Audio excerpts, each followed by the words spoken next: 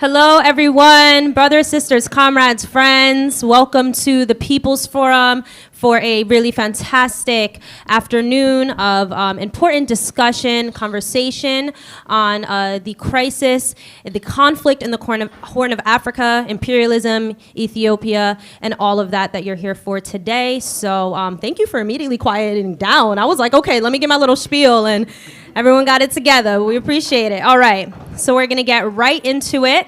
Welcome again, everyone here. This event is co-sponsored by the Answer Coalition, by the New Afrika Institute, and by our gracious host here at the People's Forum, this beautiful space. We are always happy to be here in conversation, in movement, and in building. So I'm actually going to give it up to Claudia de la Cruz, the Executive Director of the People's Forum, to give us a more formal welcome to this beautiful space. How's everybody doing? Good? Well, you look good from up here. I'm glad to be here with y'all. As Monica said, my name is Claudia de la Cruz. I'm a co-executive director of the People's Forum. How many of you been in the People's Forum before? Okay. Well, it's good to have you back. And those of you who haven't been here, welcome to the People's Forum. The People's Forum is a space for political education, for culture, and connecting struggles. And for us to be able to have this conversation on what's happening in the Horn of Africa is very important for different reasons.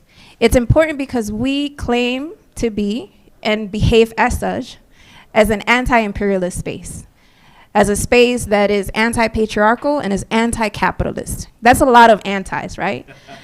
But we're also pro the development of a society that is free to create a world that stands for the working class and for the poor and the most marginalized in history, which is very different from what capitalism is and what imperialism has done. And the level of atrocities that we could count in Africa have had a result as such because of imperialism, because of colonialism. And so we want to be able to understand not only what's happening in Ethiopia today, but what's happening in the continent of Africa and why it's happening. And we also want to be able to claim a certain level of responsibility as we live and exist in the belly of the beast. The United States, which has had its agenda spread throughout the world for the purpose of controlling, for the purpose of exploiting, for the purpose of extracting. And so for us, it's very important to hold this event. We've been getting a lot of trolling on the internet, and we're happy to get that level of trolling because that means that we're doing something right. And so we want to continue to do this work, and we want to continue to build bridges, and we want to continue to deepen the understanding of our people on the impact of colonialism, of capitalism, of imperialism, not for the purpose of accumulating knowledge, but for the purpose of intervening the way we should politically and socially in our communities. So thank you so much for coming. Thank you to the New Afrika Institute and the Answer Coalition for bringing us into the fold of this event, and we hope to continue to build with you all. Thank you. Thank you.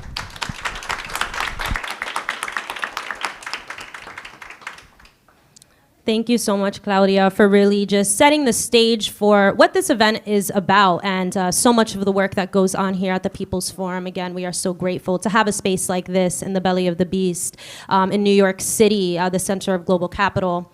And I was remiss to introduce myself. My name is Monica Cruz, and I'm an organizer with the Answer Coalition, that is the Act Now to Stop War and Racism Coalition. We are the largest anti-war organization in the country, and again, so important we feel it is to be here today.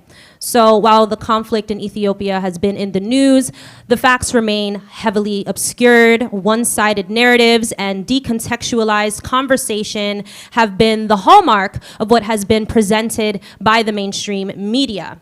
This afternoon, we aim to get behind the headlines and give the correct context and the facts that may prove inconvenient to the powers that be, particularly in the power centers of Washington, D.C. The Horn of Africa is one of the most geostrategic regions in the earth. It sits at the crossroads of world commerce and for literally centuries has been a meeting point for many of the world's major cultures. It has some of the world's most important historical sites and contains critical history and sites for several of the world's major religions.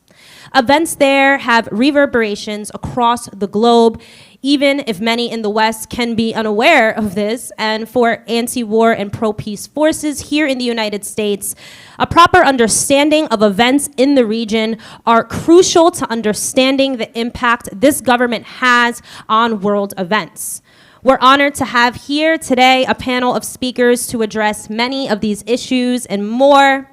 We have Eugene Puryear with the Answer Coalition, Mohammed Hassan,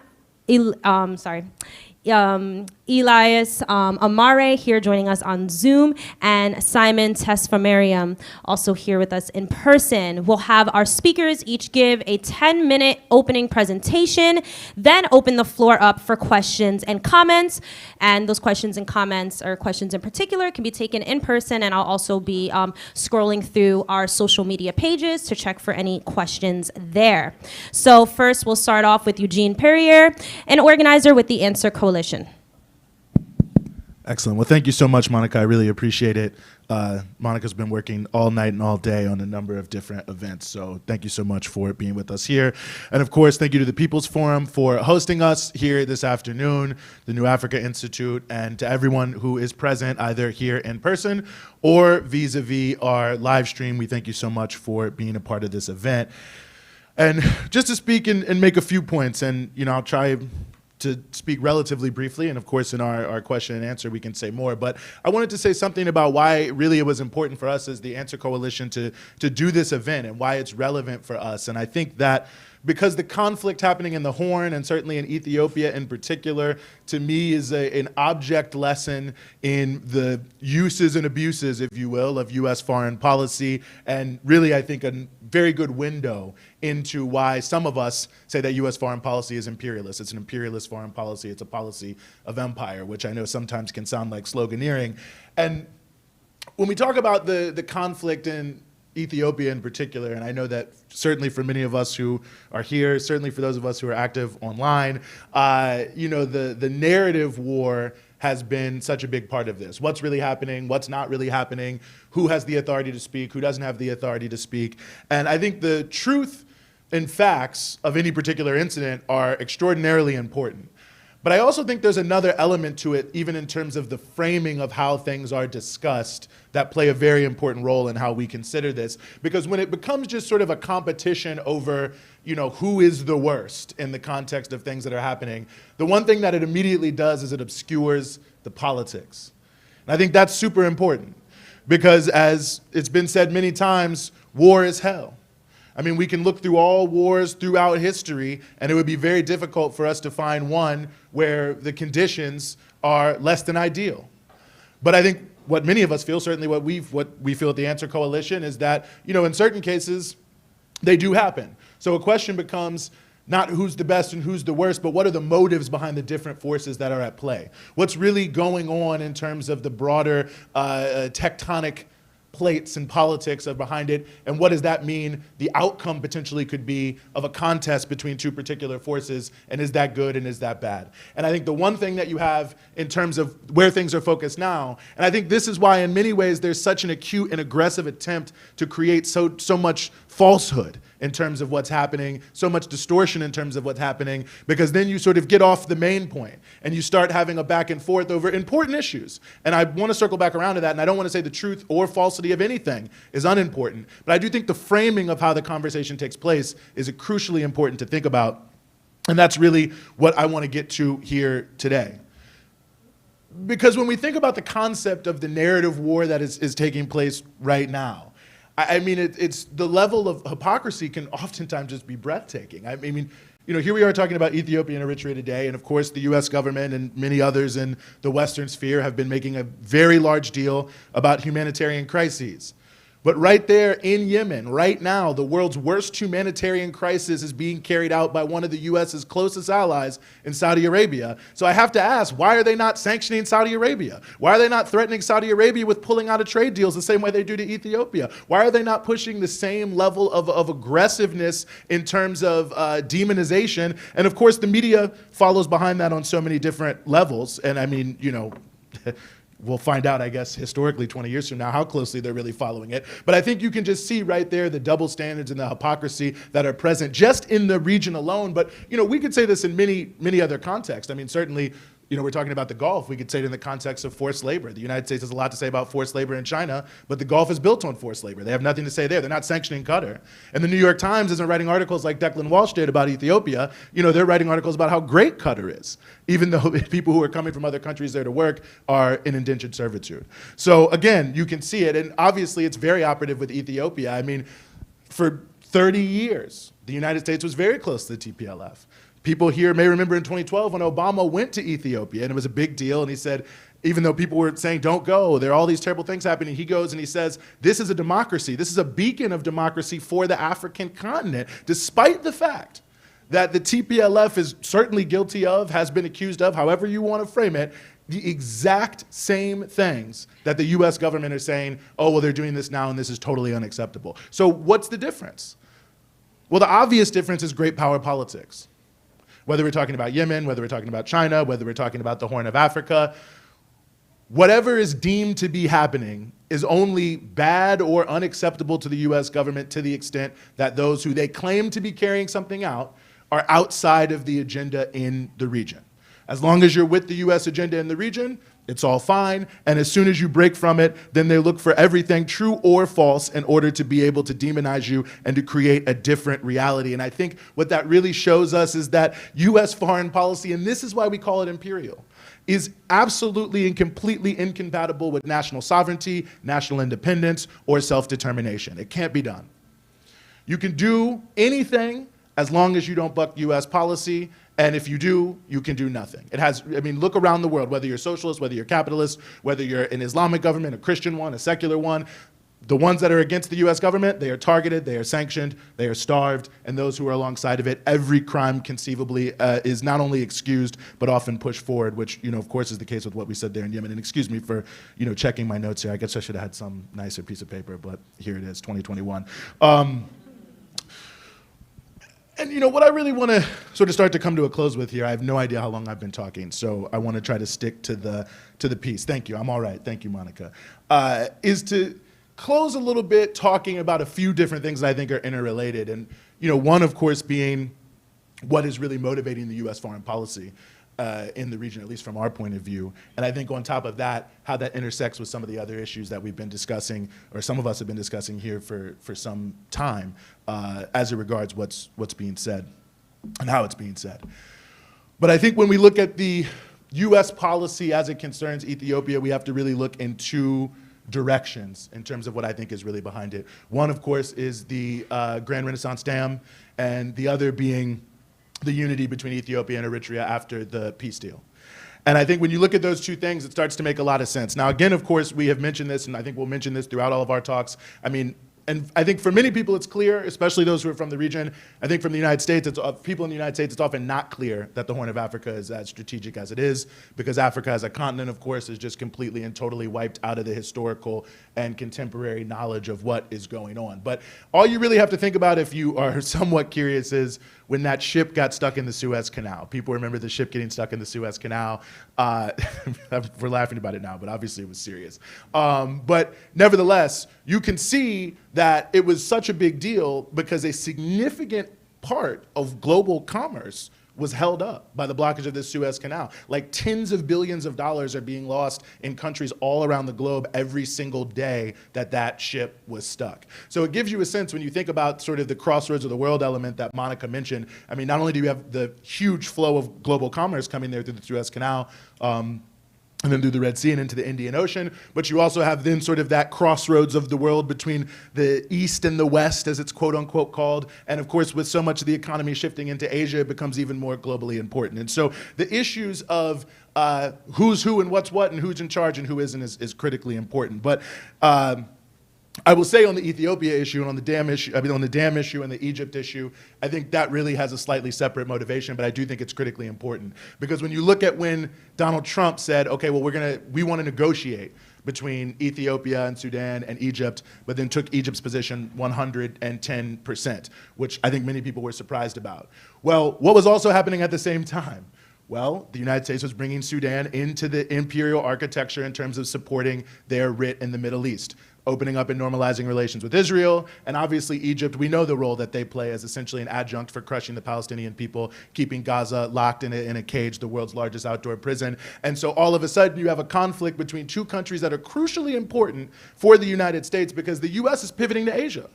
And so ultimately, they're trying to disengage to some degree militarily from the Middle East. So the importance of the proxy states in the region becomes critically important to prevent the thing that they don't want to happen, which is for Iran to have any influence in the region whatsoever, regardless of what the people in the region want. And thus, Egypt and Sudan become absolutely more critical. Ethiopia becomes problematic because they're starting to do something that may, in fact, upset the balance of the region.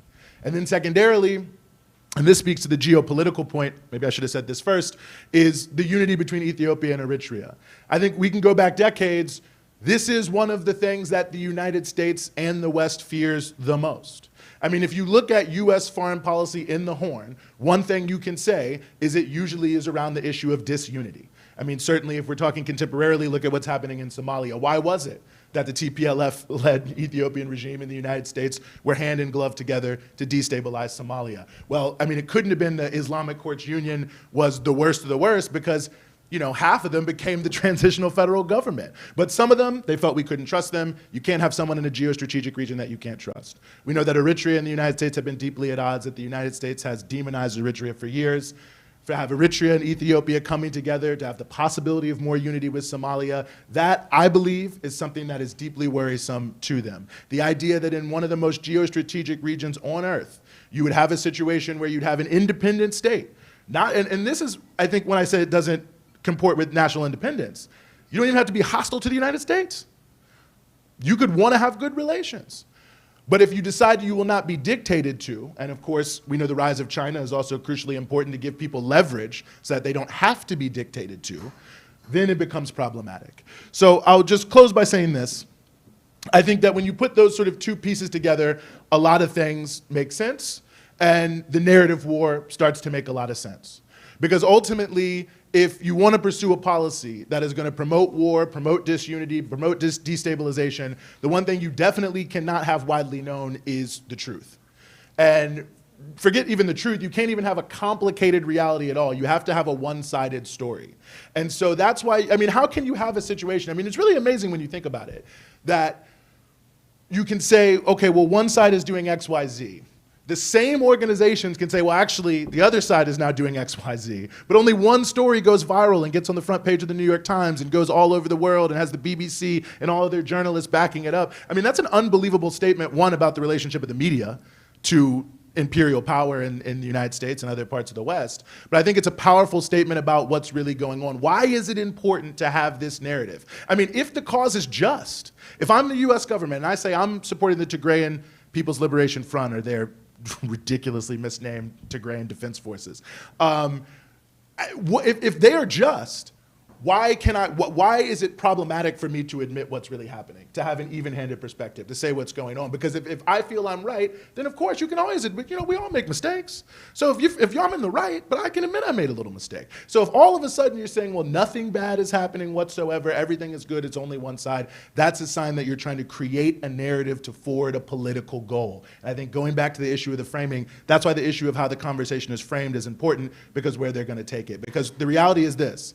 When it becomes one side is committing genocide and the other side is the victim of genocide, then only two things really become possible from a foreign policy point: sanctions and intervention.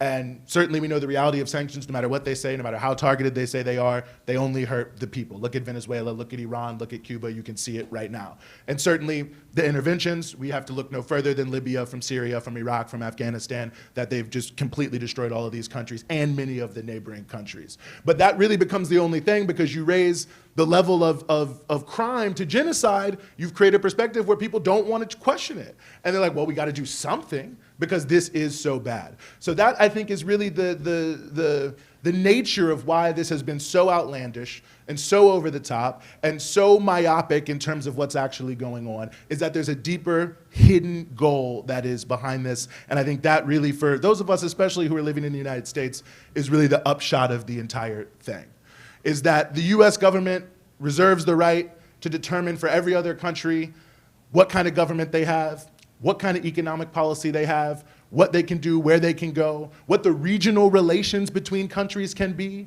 what the internal balance of power can be. And of course, for years in the region, the TPLF was willing to go along with that narrative. Because of their own brutality, they were sidelined in their own coalition, and they decided to launch a war in order to reinsert themselves into the political agenda. And I think that's why the United States has jumped on the bandwagon, because they've seen a great opportunity to use this insurgent conflict in order to leverage more support inside of the Ethiopian government, and because of the weight of Ethiopia, inside of the Horn, to determine the direction of the politics. And I think that that is 100% incorrect, 100% wrong, exactly what's wrong with US foreign policy, that is designed to coerce other nations to do whatever they want to do. And I think we should use this as a turning point moment, in my view, to talk more about the role of the US and the West on the African continent more generally, whether we're talking about in West Africa, with what we see with French in the United States and also the Germans, what we're now seeing in Southern Africa with the Italians, using ISIS as a threat to promote intervention in Mozambique, also in the DRC, US Special Forces in Ghana, bases being built in Niger. I think this is all part of one piece, because Africa is the richest,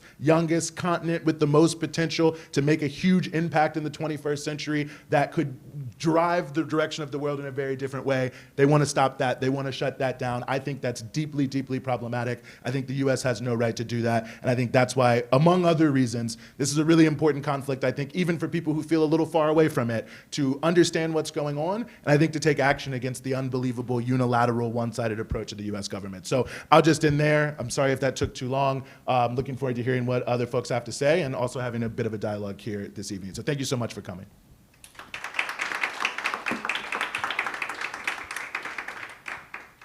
Thank you so much, Eugene.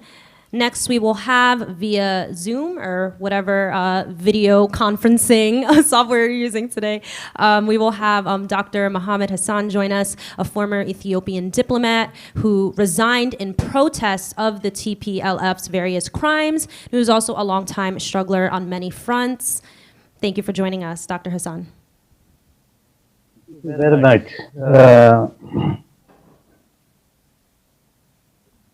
Understanding is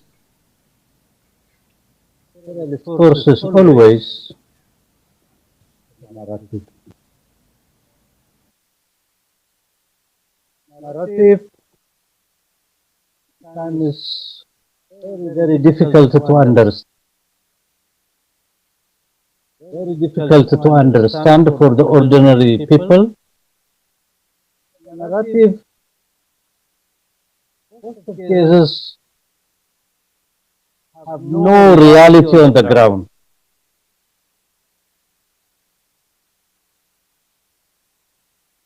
Wishful thinking.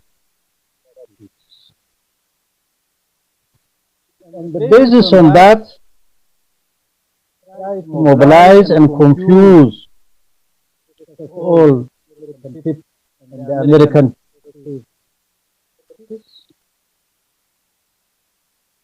The beginning. Finally, when things are getting very bad and negative for them, some elements up the narrative.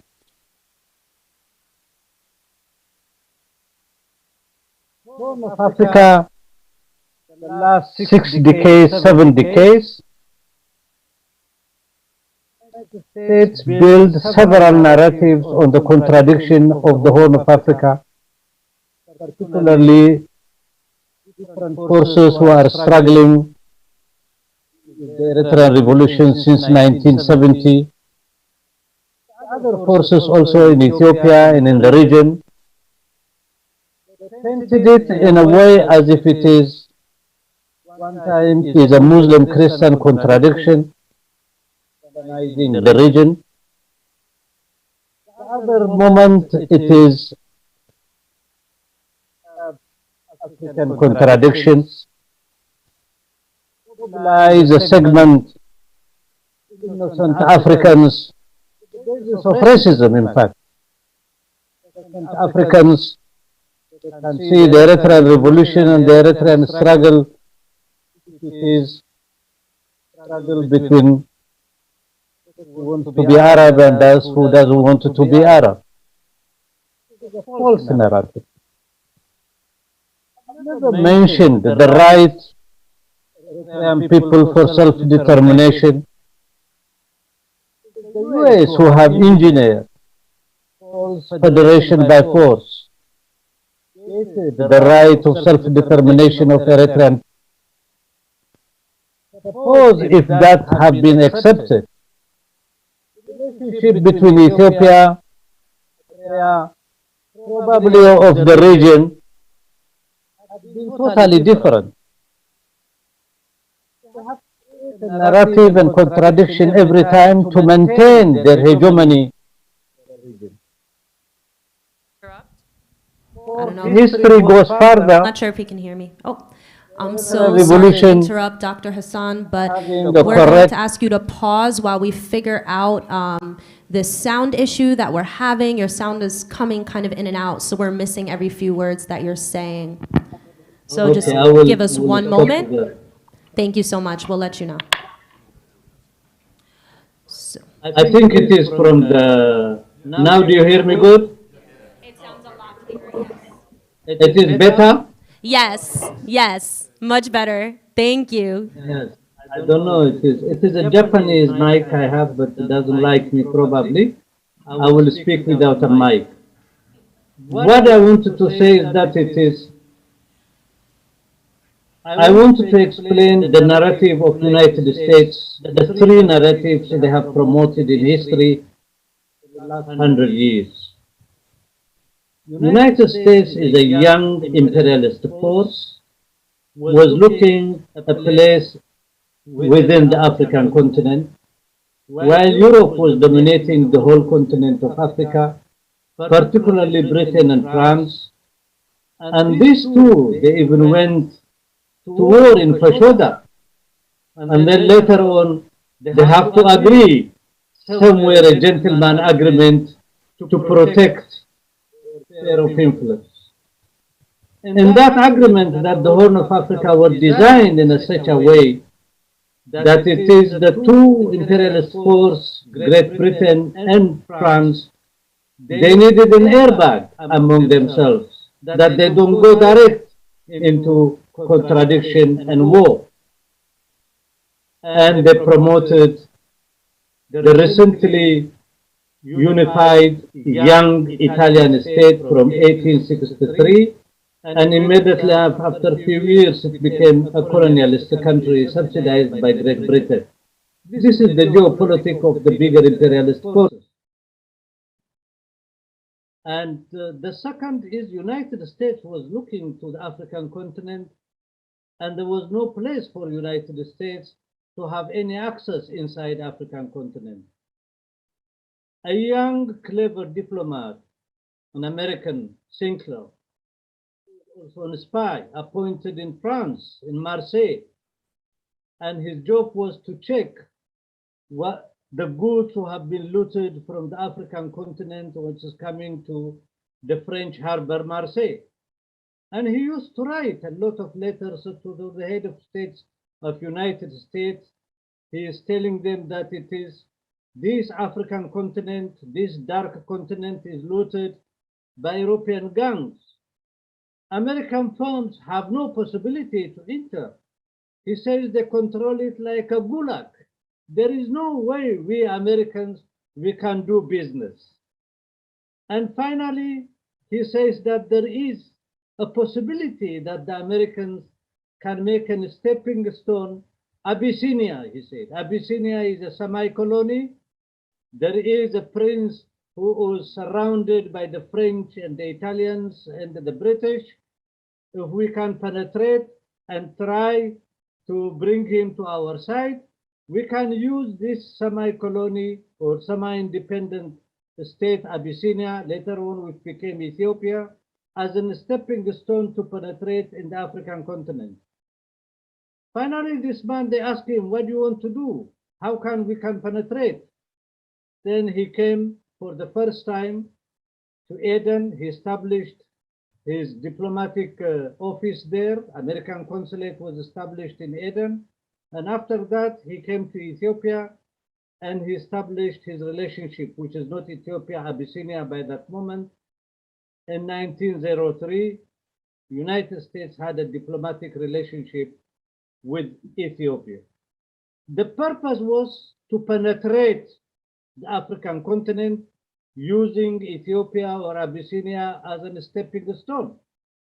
And that was the US policy until the Second World War, and then finally the Cold War. And of course, in this policy, you have to create a narrative to dehumanize and negate the Eritrean issue. That it is, you have to confuse the Africans, you have to confuse the Ethiopians if it is possible, but promote your own interest. And in that sense that it is, John Forster Dulles himself he said, from a legal point of view and from the point of view of justice, the Eritrean people have the right to have the right of self-determination. But from our interest point of view, he said, that Eritrean people have no right, it have to be federated by force with our friend Ethiopia, which is a feudal state, and they engineered the marriage between a rat and elephant. This is the US policy, the biggest mistake that prolonged the war between my country and the people of Eritrea. But this struggle continued for the last 60 years, and for the first 30 years that the Eritrean revolution got mature and having a mature leadership, being an independent based on self-reliance. The Eritrean revolution is based on 4 important cardinal principles. 1, they have no complex, they can deal with everybody, they can work with everybody, provided that any friend and any supporter who wants to come and to aid and to support the Eritrean revolution should not intervene in the cardinal principle of the Eritrean revolution, and that is the self-reliance, the concept of the Eritrean revolution. Second, they have a great patience. They are not in a hurry to win militarily and to win the independence very quick. In the process that they were also building an embryo nation formation to show the narrative of the US and the imperialist countries have engineered, telling that the Eritrean people are divided on the basis of languages, the Eritrean people are divided on the basis of religion and so on, Libanizing the Eritrean issue in a fake narrative. They were building a new nation within a nation through the struggle. These also have to be crushed, but they didn't succeed on that. The third major element is that the Eritrean revolution had also a boomerang effect in the region, which have a vision that it is, this contradiction is not a contradiction of the people of the region. There is no geographical change will happen. We can build a new relationship on the new basis if we, all of us, are being liberated and we become sovereign and work together shoulder to shoulder and build the situation of our people into a better condition. This part, it really frightens the imperialists, that they wanted the war to continue, the conflict to continue for a very long time. And in that way, they want to create a crisis and manage it and create also a different theories and so on. So they wrote a lot of books about the region. Big part of it is a garbage. It doesn't represent the population of the region. It doesn't look to the history of the region by just supporting, so-called supporting one group one elite group of one part, in order to continue and to dominate. The purpose of the Horn of Africa for them is a military base.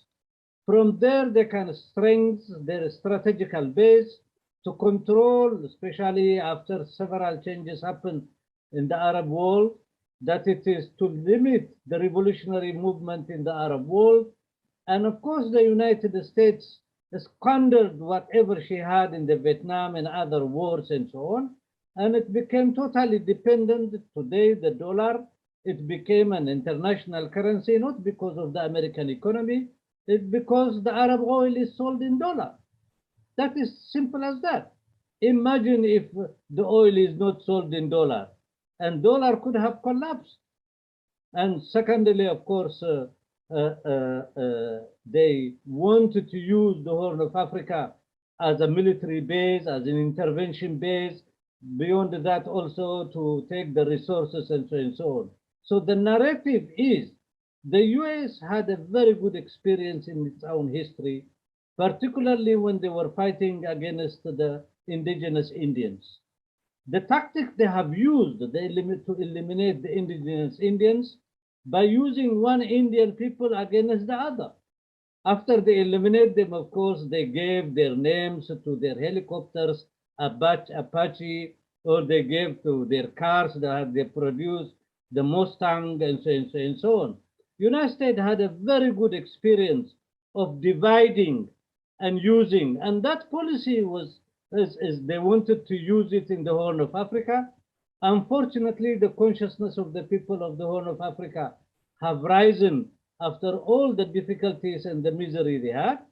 And now the new situation, 2018, it brought in front of them a new element which they couldn't understand, that it is the antagonism between Ethiopia and Eritrea cannot continue for a very long time, and that the new young prime minister, he walked in and he went to Eritrea and he accepted the peace, and he said, we are going to start a new chapter among us. We are brothers and sisters. We will work together shoulder to shoulder. In this sense that it is the US imperialism panicked and now needed the old servant of them, TPLF, which have run away to Tigray, to revive and to give it an oxygen in order to disturb the region. And they continue the narrative as if they are the brothers and the friends of the people of Tigray. I don't believe American imperialism really love the people of Tigray. We love the people of Tigray. They are our brothers and sisters. They are the ones who are living in the region. They are suffering. You should go and visit Tigray. Even the capital, Mekelle, there is not even a drinking water. These small minority thugs who have stolen the property of Ethiopian people created a very difficult situation to the people in the Horn of Africa, used later on to intervene in Somalia, killed about 16,000 Somalis, and then been defeated and thrown away. Now, the Horn of Africa constitutes a very strategic, in a sense, it is human potential. At the same time, its resources is very huge. The global situation is changing very rapidly toward Asia. The Horn of Africa is part of the big rivers connected to the Indian Ocean. So that is why now they want to choke the coming other force which is contending them. And they read, and the reading of China they have also is very, very negative. And they wanted to disturb the Horn of Africa. To conclude, the late Professor Chalmers Johnson, who was a specialist on China and Japan, he passed away in 2012. He was one of the die-hard American who supported the CIA. He was against the student movement in 1968, and he's a specialist on China. His PhD dissertation, which is published later on as a book, this he have to say. He says, why the communists won in China. I really advise anybody in the United States to find this book and to read it. He says that the communists won because of the brutal intervention of Japanese imperialism. It awakened the sleeping Chinese peasant to be a nationalist and patriot against external intervention. And this have transformed China to a modern situation, despite the huge losses they did.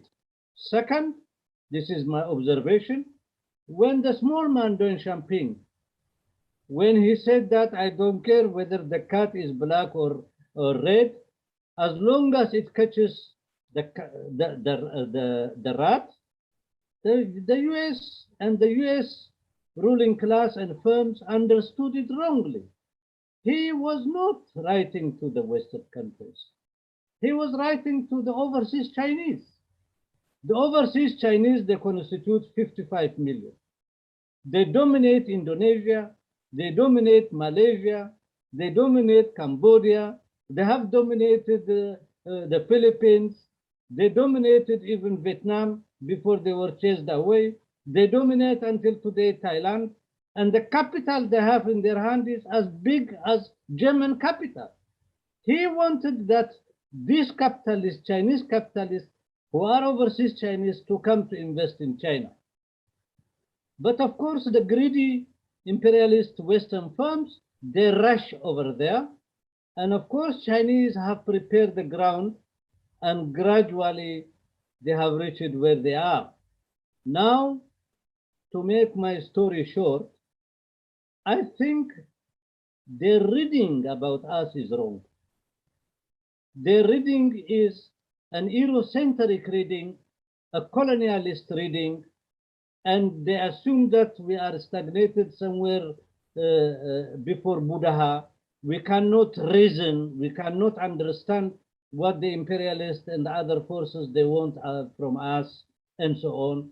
And these young people, which you see, studied in the different American universities, employed in the different American establishments, particularly the State Department and the CIA and so on, these are young people born in villages.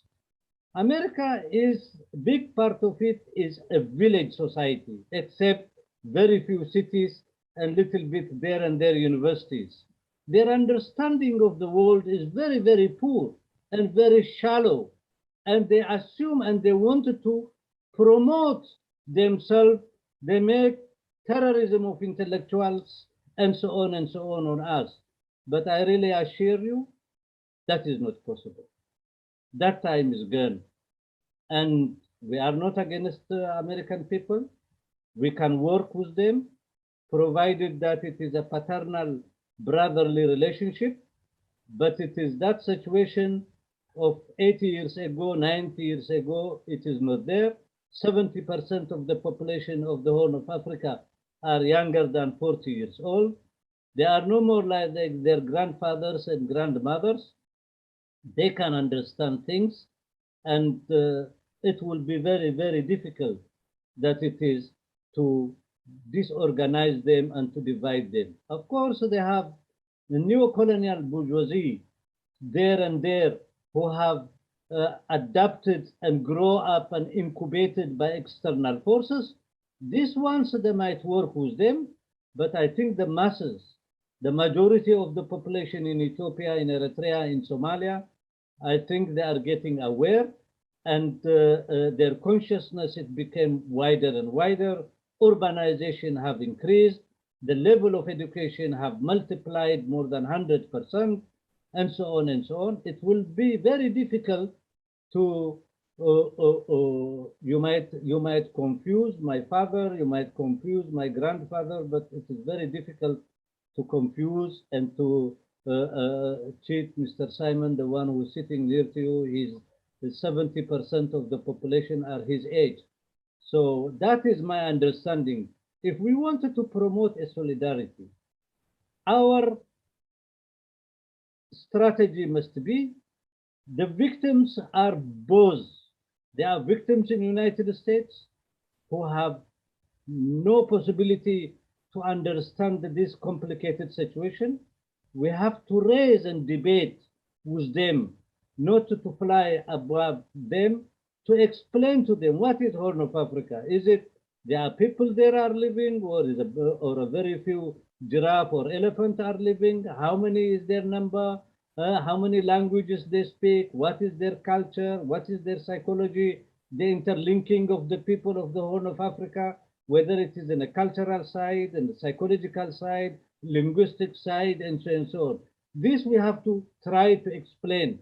At the same time, we have to promote that it is not every American is against our dream.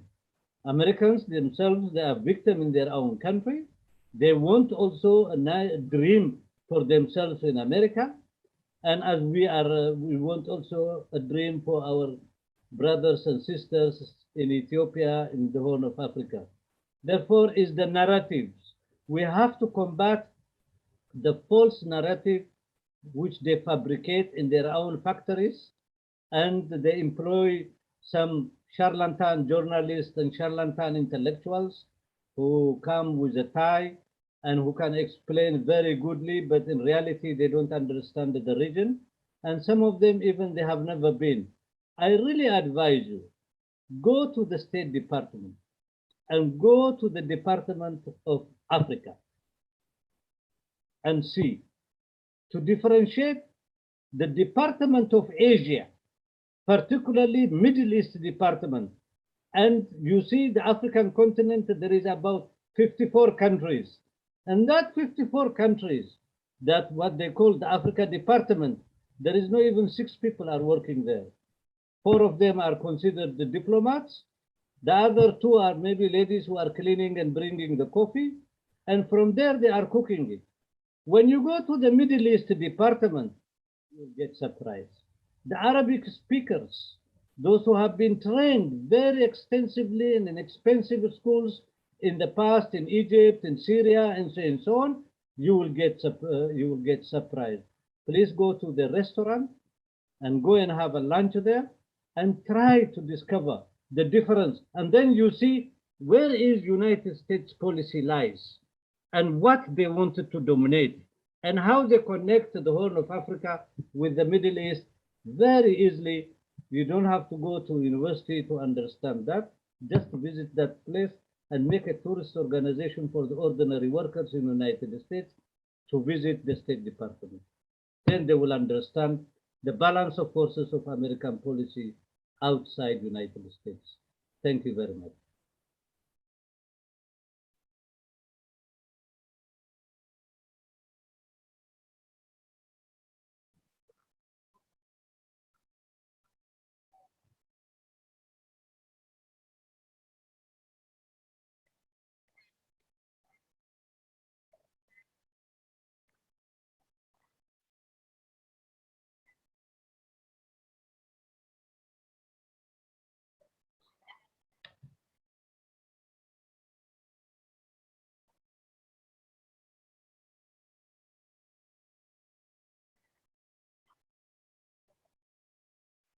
Amare, a longtime Eritrean revolutionary, to come and speak and join us on video.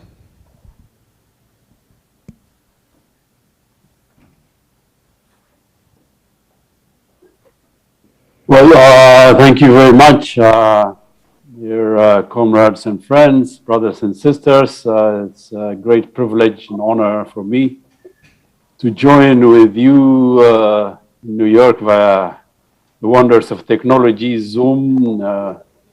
I'm hoping that the audience, us in the panel, is mostly a young crowd. So that makes me and my good friend and comrade, Ustaz Muhammad Hassan, as the elders here. I can say past the 6 decades mark. Muhammad may be a bit older than me, maybe 2, 3 years, but we are of the same age group. So it's always a pleasure to talk with the youth, because that is where our hope lies. That's where our optimism of the will that keeps us going in a struggle, that keeps us saying "a luta continua" no matter what, despite the pessimism of the intellect and what have you.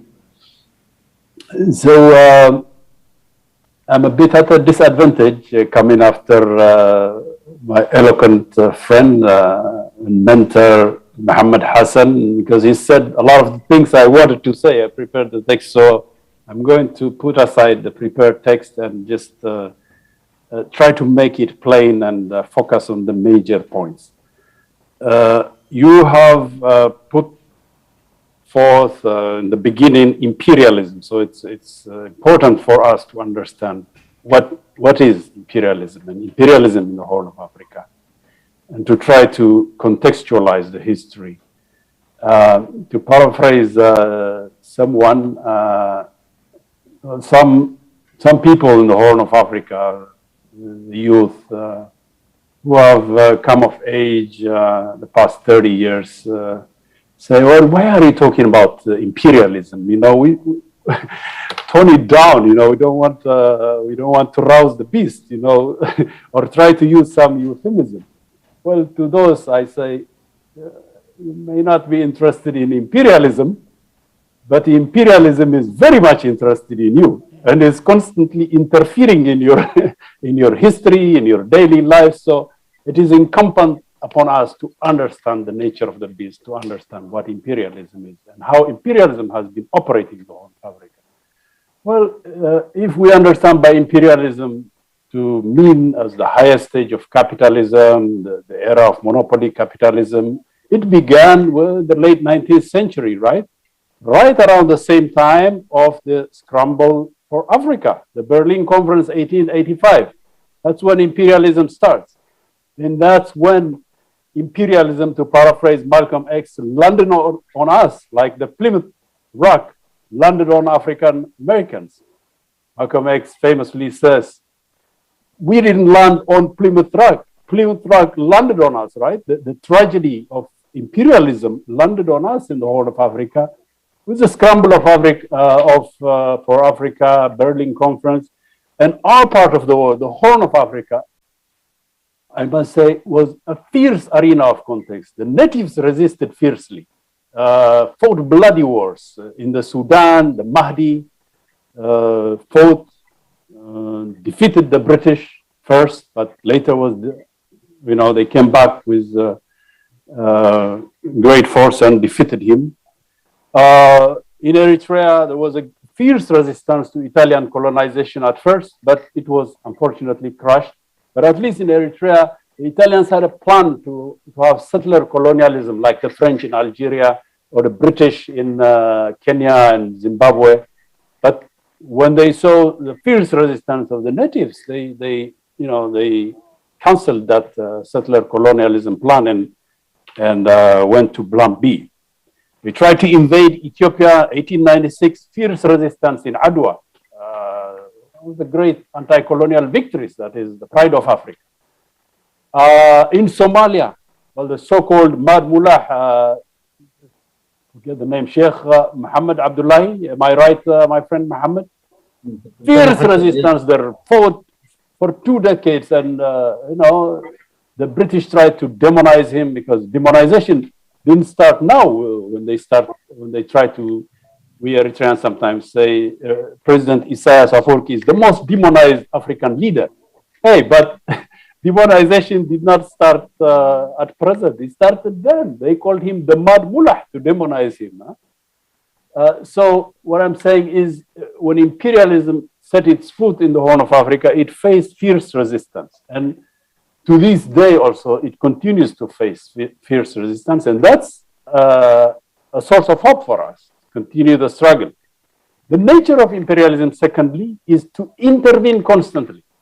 It is in the nature of the beast. That's its nature. It has to intervene. These days, we hear a lot about R2P, responsibility to protect, and humanitarian intervention. Well, these are not new concepts.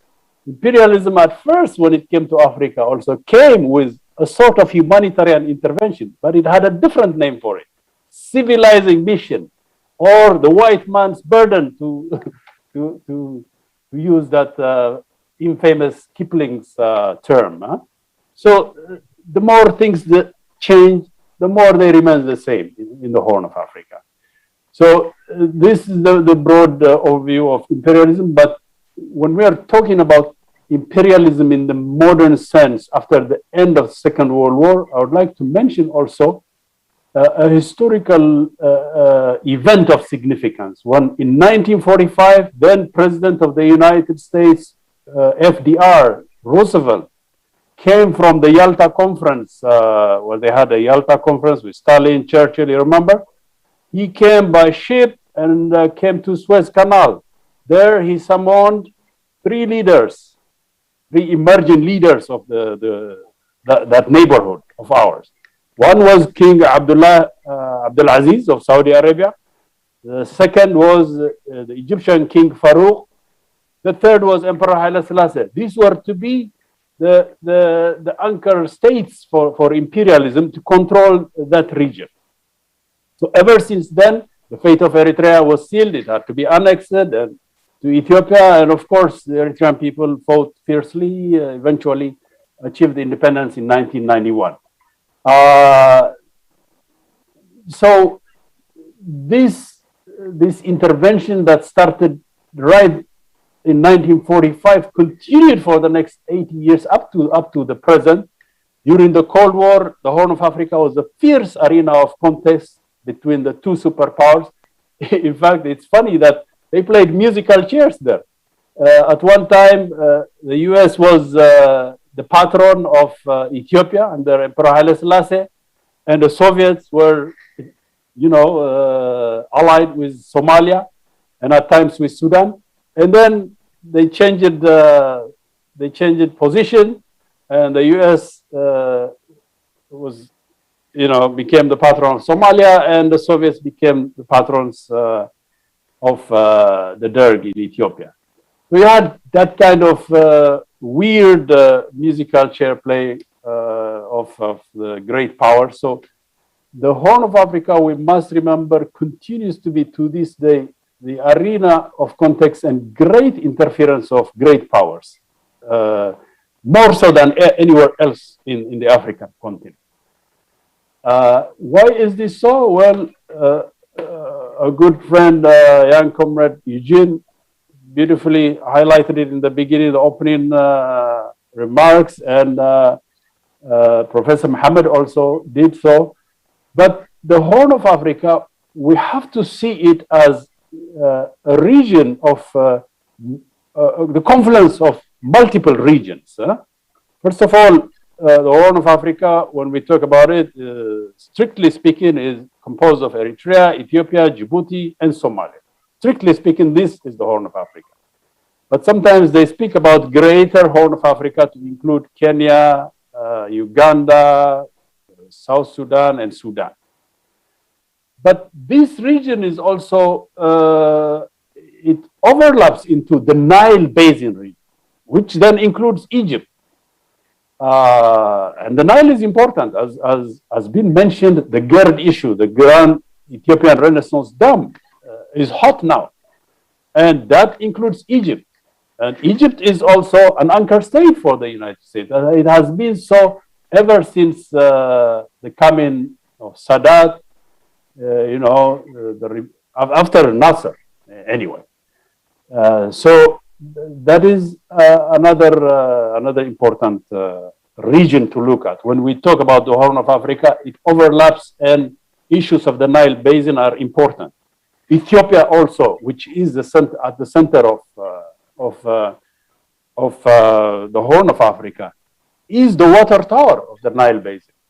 The high mountains of Ethiopia comes 85% of Nile water, which is important for Sudan and Egypt. And so in that regard, very, very important and very strategic. And then the Red Sea Basin also, which is a very strategic point, where 40% of world oil trade passes through from the Gulf to Europe.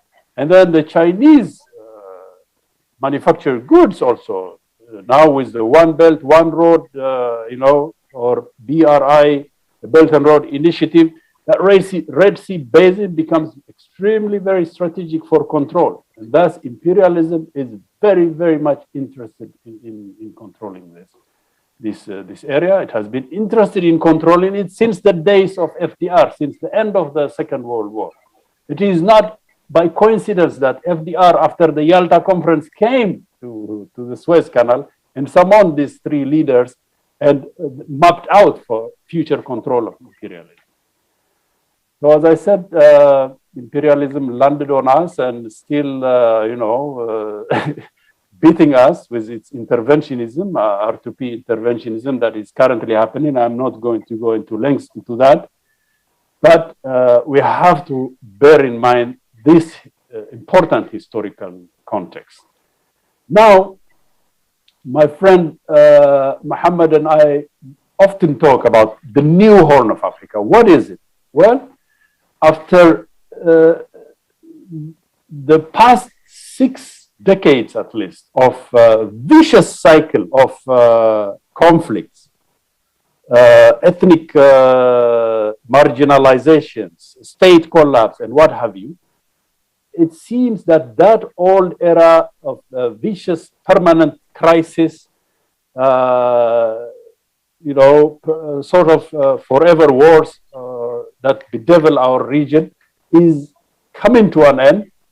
A new era is struggling to be born. There are birth pangs. I mean, there's a good beginning of the peace between Eritrea and Ethiopia that finally was achieved after 2 decades of senseless war and hostilities, the collapse of the ethno-fascist TPLF junta,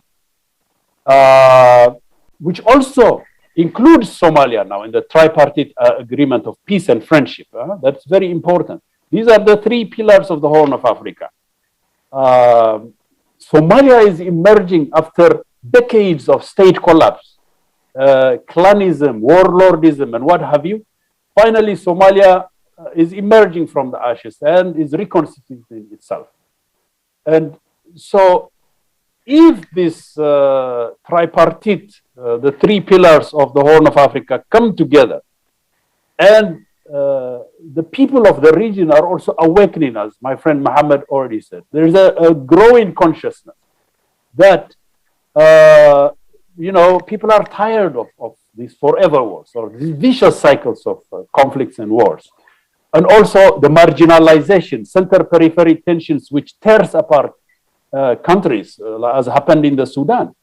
Sudan is a perfect example of, failure of leadership since post-independence.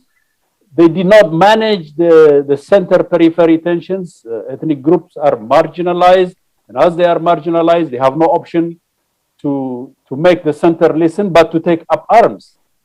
And that's how South Sudan became independent. South Sudan, for example, the first option of Dr. John Garang, of the leader of SPLM, was to constitute a new Sudan, to end marginalization, a new Sudan, democratized, ending of this Islamist regime. That was his first option. If that was not possible, he said as a second option, well, the right of self-determination is always there on the table. But he was assassinated or died in mysterious circumstances, and the rest, what happened to South Sudan, is what we know. What I'm saying is marginalization, the center periphery, the incorrect handling of contradictions of ethnicities, nations, nationalities within nation states leads to constant war. So that era is about to come to an end. There is now a growing understanding that the rights of nations, nationalities, ethnic groups must be respected within the confines of that nation state. But more importantly, there is an understanding also that the nation state itself is not the ultimate answer. We have to go beyond the nation state and form an economic cooperation and integration of a bloc to survive with imperialist intervention, the era of globalization. We have to have a big market, a common market of the Horn of Africa. This the imperialists will not like. They don't like it. It was tried in the 1960s, 1970s in East Africa. Remember East African community? They sabotaged it, the British. They made sure that it would not go anywhere. For a while, the East Africans, Kenya, Uganda, Tanzania, had a common East African shilling, East African Airways, and what have you. There was great hope that an economic community, a common market was emerging. But what do you know? Imperialism always intervenes and makes sure that no such thing happens.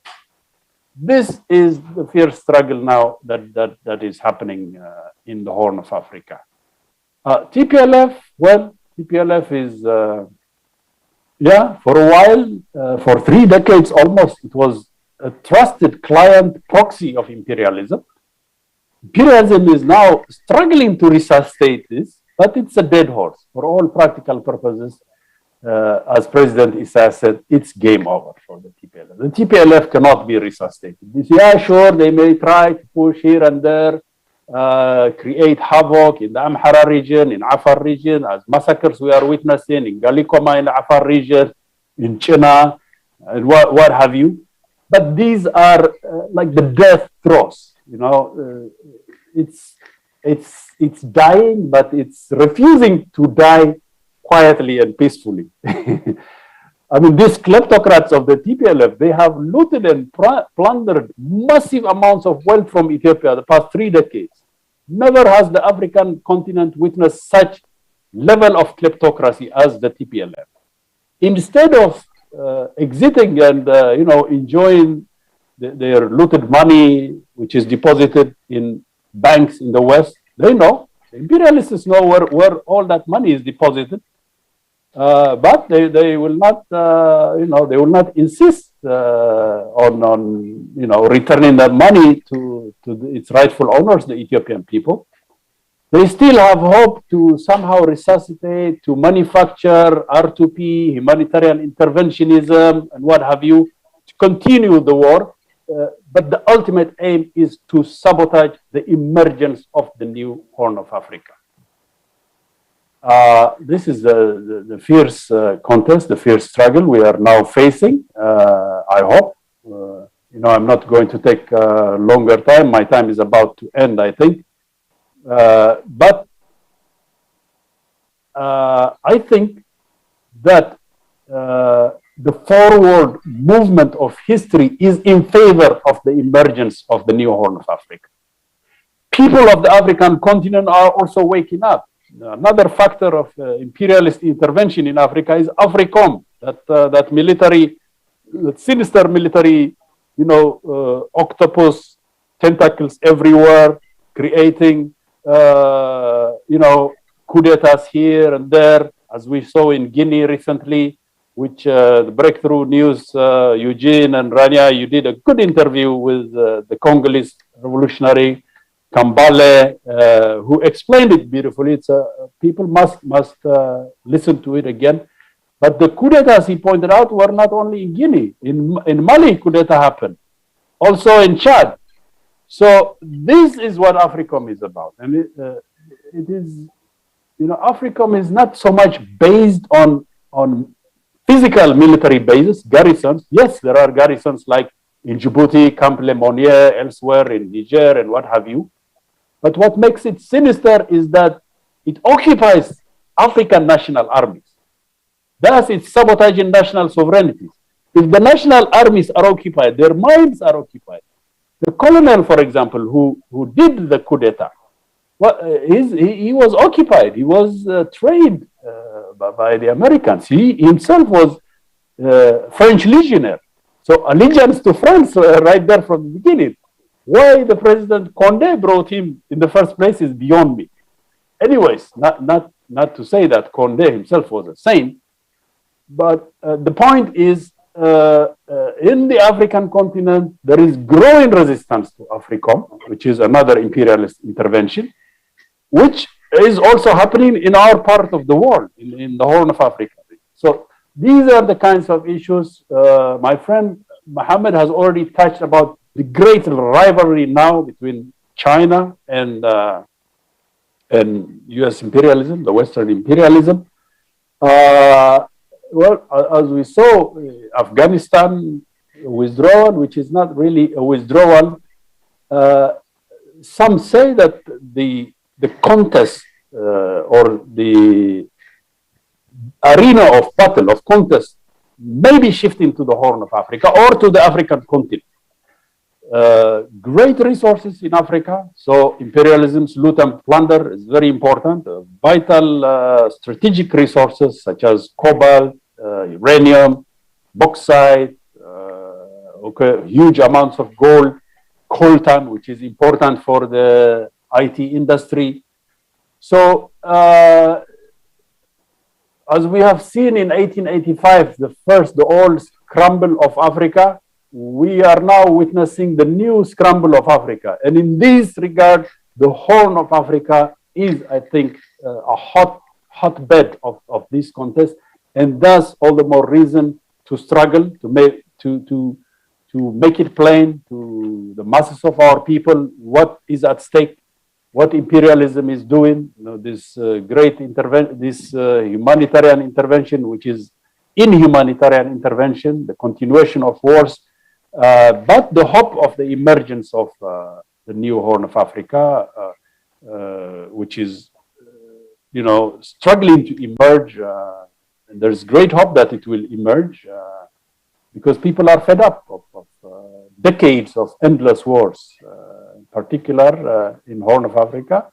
It has left our region as the most impoverished, in dire need of development, in dire need of peace. And this, I think, is a good way for me to conclude, but to say that we have to be pessimists by intellect, but optimists by the will to resist, the will to continue the struggle, and to make sure that, the new Horn of Africa, gets fully born and starts to walk, take its first step, and then grow rapidly to create the great block of a common market, a region of peace and cooperation. That is what we struggle for, and that for that we have great hope. So thank you very much. I may have taken longer than what is the time allotted to me, but as an elder, a few minutes, I think you will let that slide. Thanks again.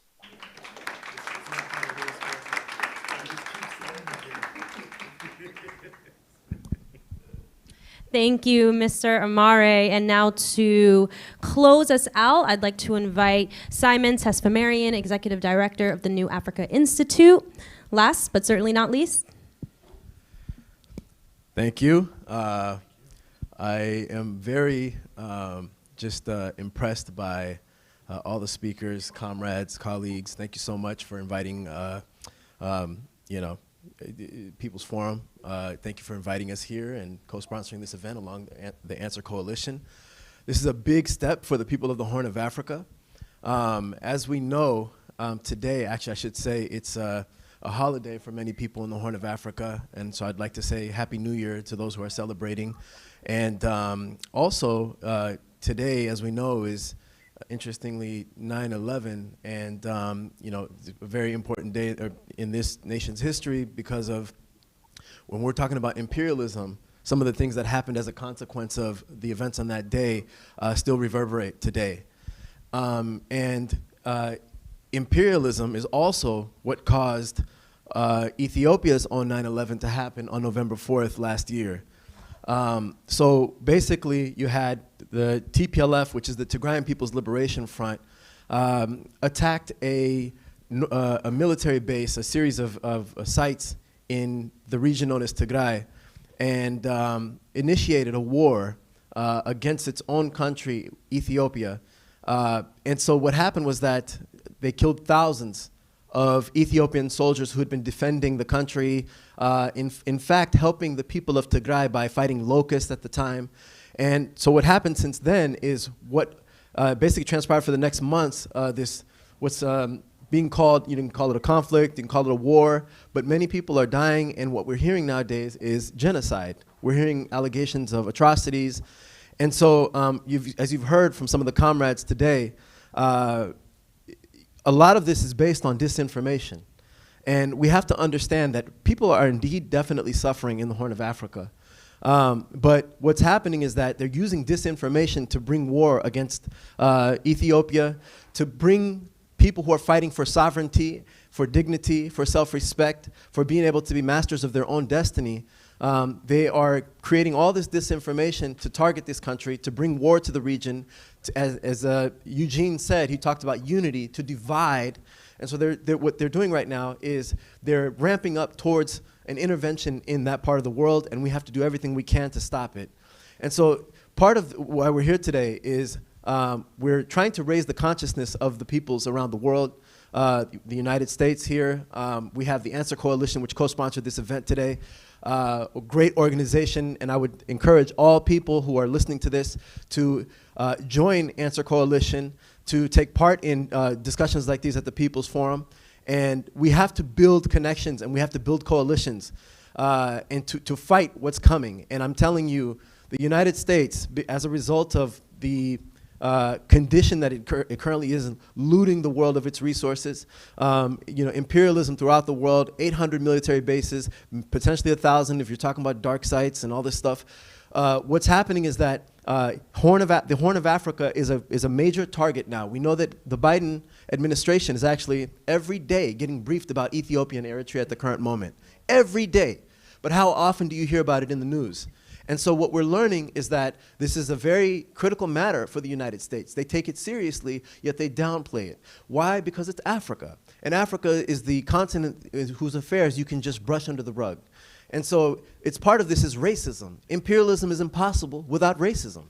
In order to be able to go off and do the things that you do to these dark brown and red and black people around the world, you have to be racist. And what we're hearing is that the Ethiopian army, the Eritrean military is involved in these absurd atrocities. Of course, we have to take them seriously, and we know that people are suffering. But the depictions are absolutely racist if you get into the details. And I'm not going to go into it because it could take, honestly, we can have an entire session on all that.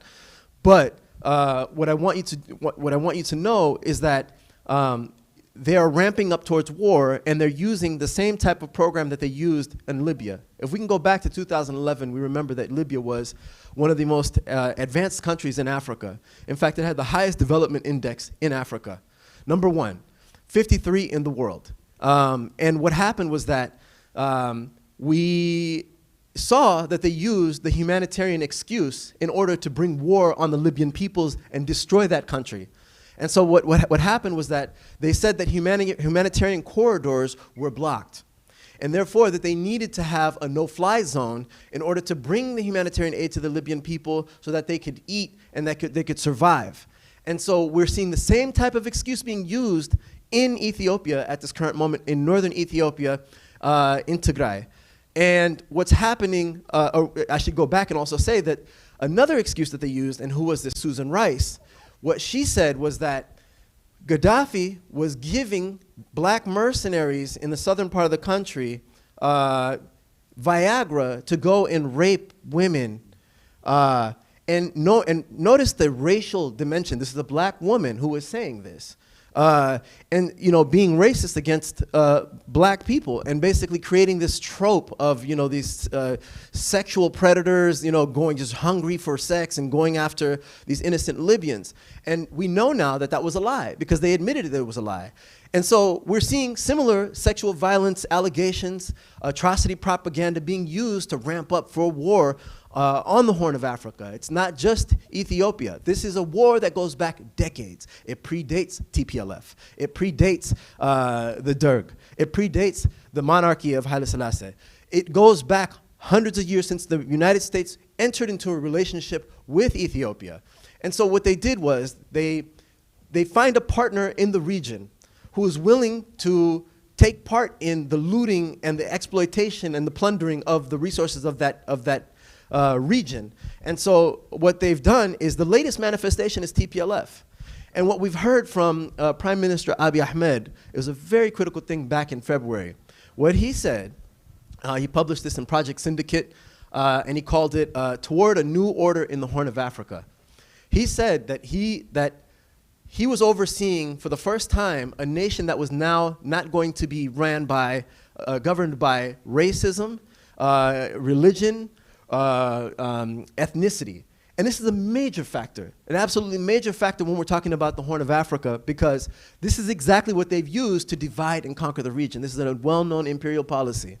And so what's happened is they've used dividing and conquering, and TPLF, just to give you a little history about them, going back to the 80s, we now have evidence that they were actually getting funding from the CIA.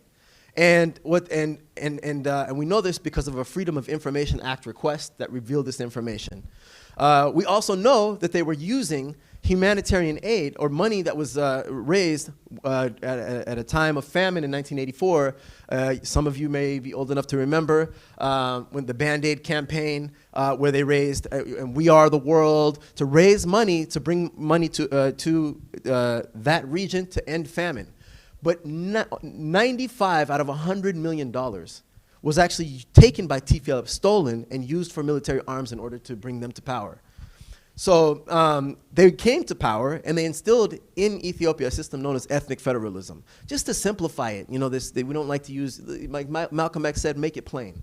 It was state-sanctioned or institutionalized tribalism. And so tribalism is a problem throughout Africa. You may approach someone who talks to you and says, you know, I'm a revolutionary, you know, they speak the leftist language, they say this and that, and then they use language of Stalin by saying nations, nationalities, and peoples, and things like that. But behind this Marxist, leftist rhetoric, you have to ask, who is this person? A lot of times you may be talking to a tribalist. And this is the problem that confuses so many people. Particularly here in the United States, when I talk to people, you know, they'll say Tigray genocide, and I'll say, okay, tell me more, what are you hearing? Next thing you know, they're talking about basically how Ethiopia was never really a nation. It's multiple nations within a nation. And they've taken this further and further and further to the point where now John Markakis, which is a scholar, well-known scholar coming from the left, actually was sent to Ethiopia on through a CIA program to study Ethiopia, and actually this was openly admitted to me while speaking to him, honestly. But he doesn't hide this fact. But he says today, he had a recent publication that says that, you know what, I don't know the exact title, but it was basically like the era of nation states is over in Africa. It's basically questioning if nation states should exist in Africa anymore. Should they be based on tribe? Should they be based on other models? And this is the reason for this. They don't want this. The United States does not want 1,000 different tribes that they have to deal with. This is a result of the absolute failure in the Horn of Africa. Because what they did was, TPLF had a program. They were really bad at it. 2005, they lost an election and murdered a bunch of innocent Ethiopians. And so after 2005, they started working towards creating an opposition. Through the National Endowment for Democracy and the State Department, they did the same thing with Eritrea. They started funding these different groups. The idea was to fund the next generation of leaders who could then take over. And what they found is that, first of all, some of them there was too much infighting. But they also found that, hey, these people are pretty nationalist. They actually want their country, they want an Ethiopia to exist. So eventually what they found was that the ones who were willing to really go all the way were the tribalists.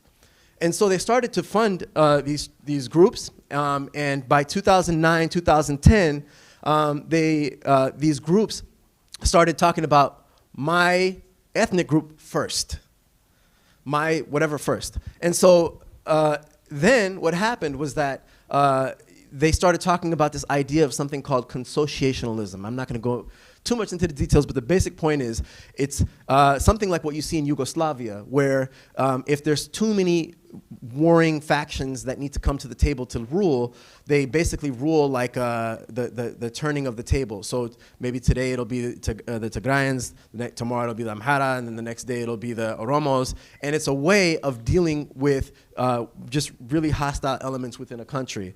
And so they've tried this model in Lebanon, which is a failure as well. And so the point is is they still, to this very day, envision that the tribalists will be able to form a government in Ethiopia in which different warring factions will be able to take turns at leadership.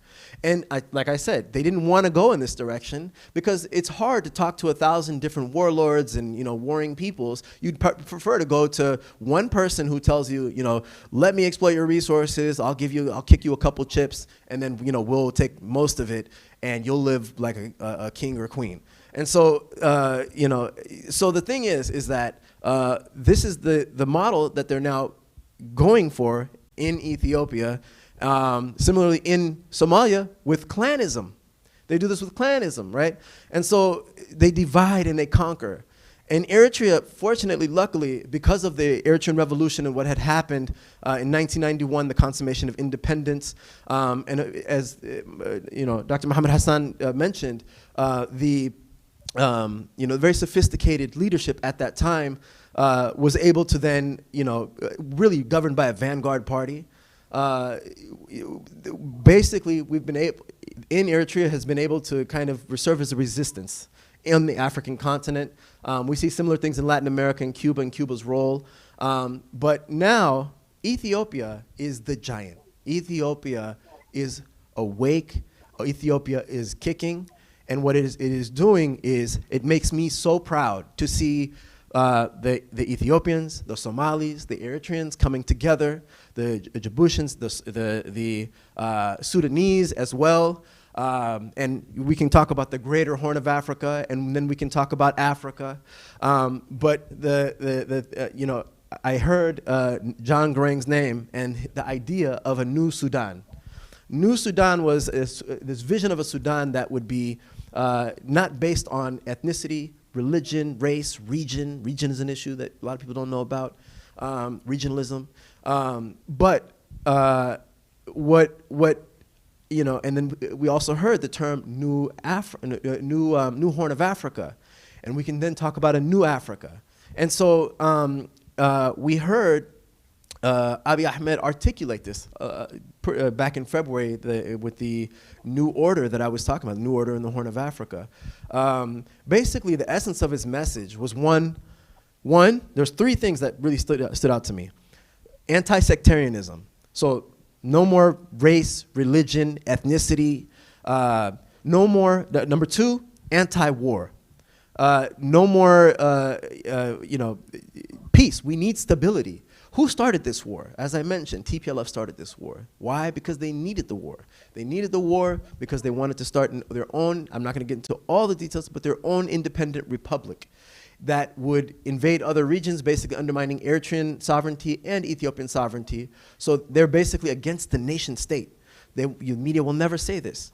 So they had to start the war. So people like this, groups like this, entities like this, they're for war, and so we have to be anti-war. That's the second principle that I picked up from there. Number three, he talked about economic integration. He said the history, the future of Eritrea, Ethiopia, Somalia, Djibouti, all the other countries in the region is intertwined, whether we like it or not. We're going to have to learn to live with one another. So he talks about economic integration. So anti-sectarianism, anti-war, economic integration. These are the critical principles, pillars of the future of the Horn of Africa. And I want to say 70%, as Dr. Muhammad Hassan mentioned, 70% of the people in the Horn are under the age of 30. 70%. They don't know what happened with the Soviet Union. I mean, they hear, they didn't live through it. They lived in a post-Soviet Union era, post the collapse of the Soviet Union. They're like Gen Z. You know, we have a lot, the Gen Z generation. You know, and you're seeing Gen Z nowadays standing up, fighting for their rights, facing inequalities here in the U.S., all around the world. Black Lives Matter. And so what's happening is that these people, there's 140 million people in the Horn of Africa, and with 70% of them being under the age of 30, what that means is that they're tired of the divisions, the war, all that stuff. They want to develop. So TPLF is living in a bygone era. They're of the past. And Kwame Ture spoke of one of my favorite revolutionaries, and I'm sure there are many of us who feel the same way here. He spoke about moving from a higher order, from a lower order to a higher order society, where you start with the family or the individual. You know, you think about yourself. As a baby, you're kind of selfish. You think about yourself. You want to survive. Then you grow up. You start thinking about your family. Then you start thinking about your clan. And then you start thinking about your tribe. And then you have a consciousness of your nation. And then you move towards your region, you know, or continent. And then finally, as humanity, we start looking at, you know, connecting with all of humanity. And today, we are here connecting with humanity across, oceans. The Answer Coalition, it's the largest anti-war, most respected anti-war group that exists, in my opinion, in America today. And it's an honor for the people of the Horn of Africa to share our struggle and connect with Answer. And we need to join in their struggle in the streets here. They join us in our struggle, hopefully visit the Horn of Africa and join. And it's no longer just Eritreans in the streets who are by ourselves in front of, some Capitol building and protesting. It's Ethiopians who are with us now. It's we have, the good peoples in this room, in this forum. And so we should be able to connect these struggles and be fighting for all exploited peoples of the world. And so that's what this is about today. And so we have this Horn of Africa consciousness, and TPLF is living in, like I said, in that bygone era, because now we're moving towards regional integration and thinking about the broader world. And so all these folks that are taking us towards the tribalist direction, the fundamentalist religious type of direction, all these modes of sectarianism, we're done with it. Right. We're done with it. It's time for a new Horn of Africa. I'm excited for the future of the Horn. When President Isaias said "game over" in 2019, let me just say one thing about President Isaias. He doesn't speak very often in absolutes. It's very reserved individual. And so to hear "game over," it was a shock to the Horn of Africa, a lot of people, including myself. But now we are seeing, because the United States has no other strategy other than TPLF. That was all, they put all their eggs in that basket. They couldn't find a partner in Ethiopia. They couldn't find a partner that was legitimate in Eritrea or Somalia. So their days are numbered in the Horn of Africa. And I know it's a tough time. I plead with all peoples of the Horn, especially right now, those who are facing incredible amounts of warfare in northern Ethiopia, the Amhara, Afar, our Tigrayan brothers and sisters. Just recognize, we know you all have been propagandized for the last 3 decades, and so we understand why it may be hard to look at Ethiopia and see this larger project, and look at the Horn of Africa and see this larger project, because there's been so much focus on tribalism and narrow forms of nationalism, sub-nationalism. So I plead to see beyond TPLF and any other extremist type of groups that are pushing for their tribe, their religion, their whatever mode of sectarianism it is. And with that message, I just want to say, we're with the future. The new Horn of Africa is the future. Everybody get on. International solidarity, a luta continua. I also want to share with the world, with everybody here today, the Eritrean saying, "Awet Nahafash." It's a battle cry. It means victory to the masses, and so victory to the peoples of the United States, victory to the peoples of Ethiopia, of Eritrea, of Somalia, Djibouti, the entire Horn, victory to all exploited peoples worldwide.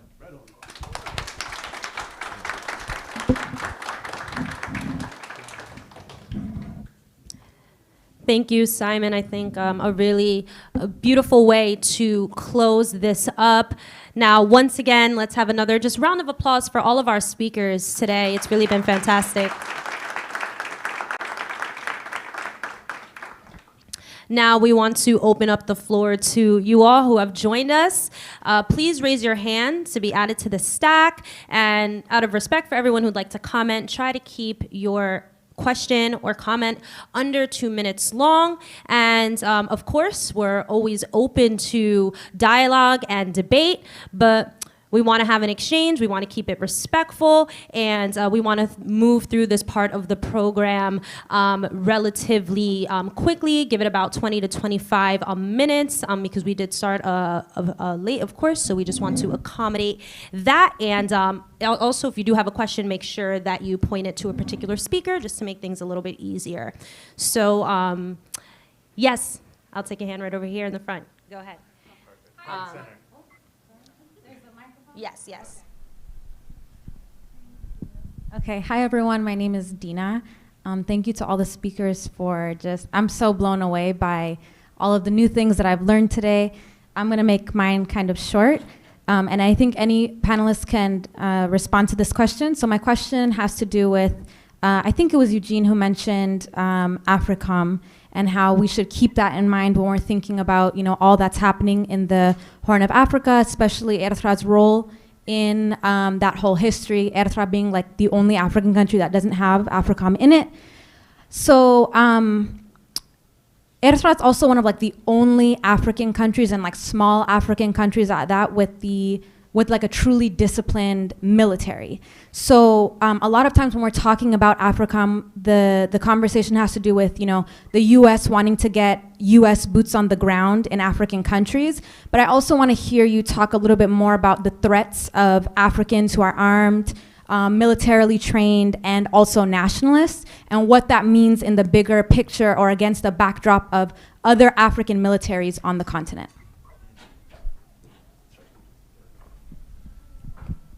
I will speak to it.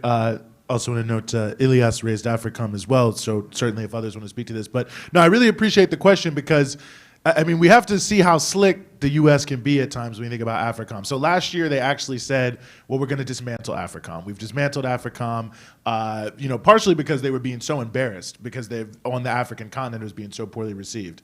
But what they did was a very interesting trick, is they said, we're combining AFRICOM with U.S. European Command. So it made it look as if the U.S. was stepping back from Africa, but in fact, they were increasing the number of troops and the capabilities they had to intervene on the continent, which we saw earlier this year when the 101st Airborne went to Somalia as part of a military mission. And so in fact, while appearing to take a step back, they were actually reinforcing their military power, but clouding it a little bit in terms of like who was what and what exactly was going on, but in order to increase their ability to intervene, which is also, I would say, to some degree related to the support for France. Also, even though this is a little bit of a subsidiary conversation, the whole conversation in Germany about rearming and increasing their military is about intervening in Africa. But I say that just to say that I think obviously the United States feels very strongly that they have to have even more advanced troops. In many ways, the best troops they have, right? The troops that are pushed up against the border with Russia and Ukraine and so on and so forth to be able to intervene in a larger, more effective way on the African continent. The plurality of special forces operations by the United States military writ large are now happening on the African continent, more than we really know. And Djibouti, of course, is a very central piece of this, one of the few countries where there is a US military base. So I say all that just to say that I think it's absolutely critical for the point that you're making that most of the other militaries in Africa are not really legitimate. I mean, many of them are just thugs. I mean, you look at Nigeria, for instance, Mali, all of these countries where they have built up these huge militaries, allegedly under the guise of counterterrorism, but they can never defeat anybody.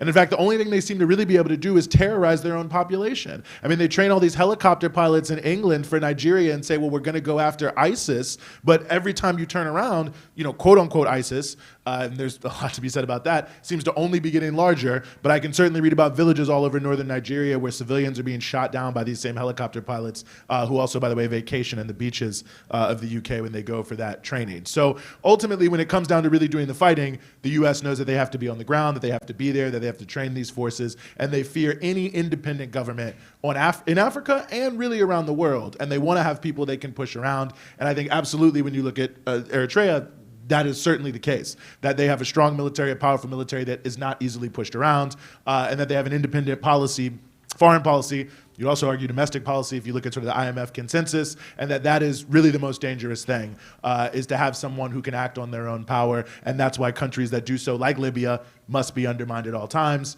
You know, to some degree, I think that was the motivation behind US policy in Sudan in terms of division of the country. I think it certainly is the policy in terms of bringing various countries like Angola and others into the sort of broader imperialist fold in the 1990s, that anyone who can really defend themselves and fight for themselves.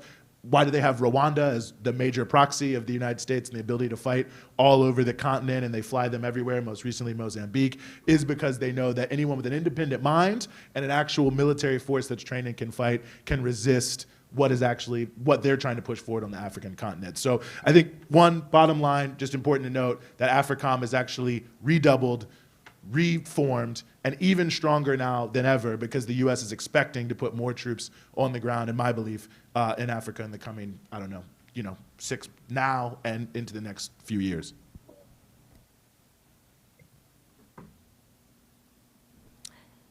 We have Kay. I'll just first, and then I got you. Yeah.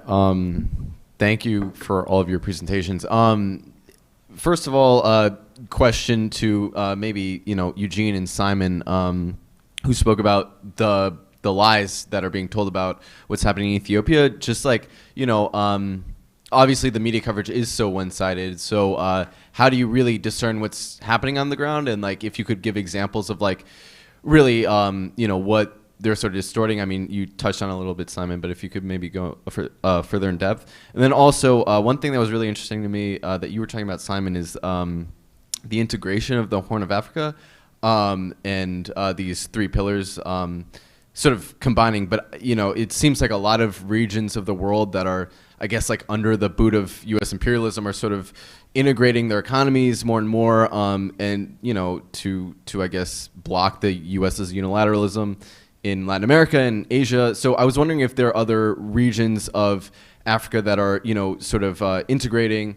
and what it could really mean for the continent in the face of like all of this, foreign investment and this sort of foreign predatory activity in Africa. Thank you.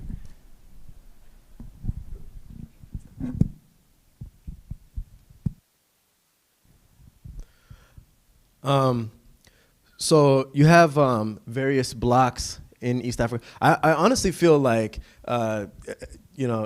Mohammed or Elias should be able to speak to this probably better than myself, but how about it? And then maybe afterwards I can come back, because I think they would just, so maybe Mohammed? Okay. First of all, I wanted to give some information to the listeners, which the media doesn't explain. The TPLF built Ethiopian army.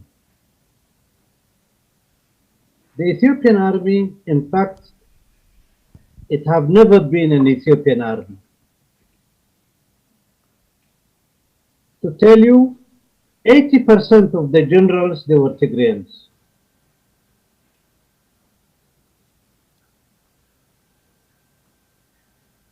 50% of the lieutenant colonels and the colonels are Tigrayans.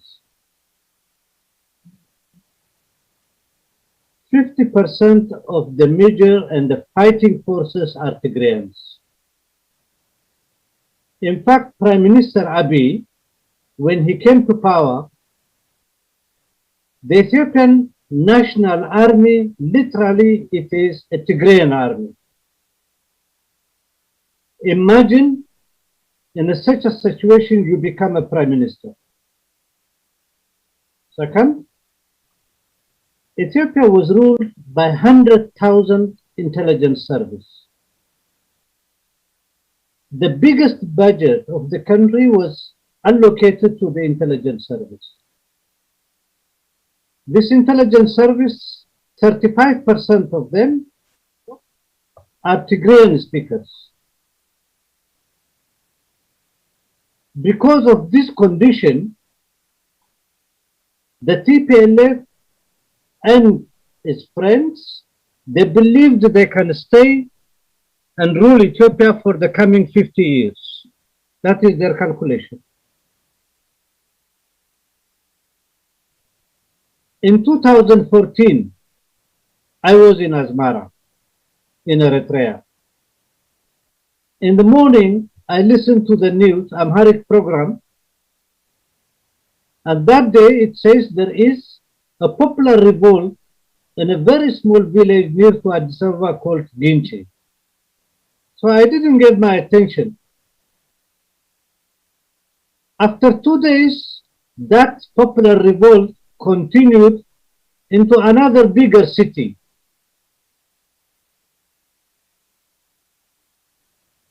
When I heard that, I wrote a very long email to a friend of mine. He is working in a development bank giving some loans to the farmers in Ethiopia, about 10,000 Ethiopian birr, the maximum.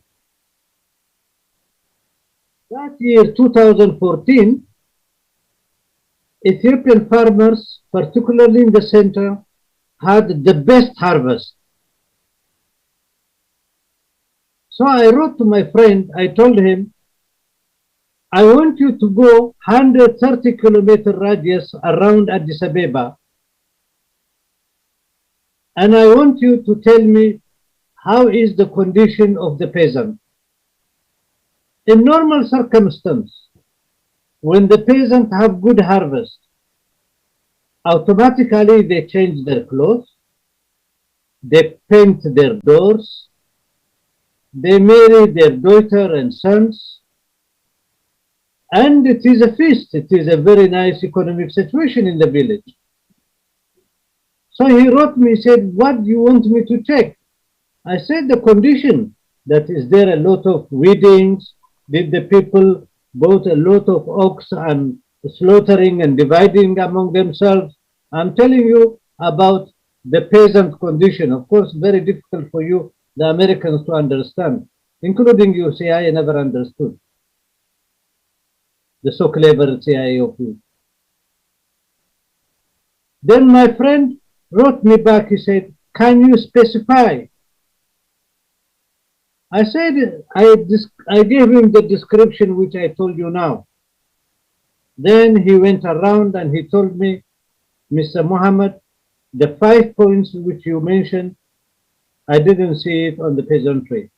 On the contrary, he said, we as a bank, we give until 10,000 birr loan to the peasant, and most of the peasants refuse to take loans. Then I wrote a book in 2016. The title of the book, Ethiopia at Crossroads. TPLF is over. Now, how do you calculate things if you see things from a popular classes position or from the ruling class position? United States have 2 embassies in Addis Ababa with a very good PhDs from Harvard, Yale, Cornell, and name it. Very beautiful tie. They wear very nice shirt.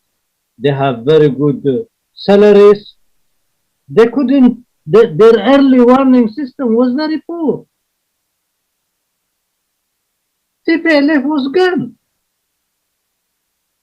Everybody can see that the end of TPLF through this popular revolt.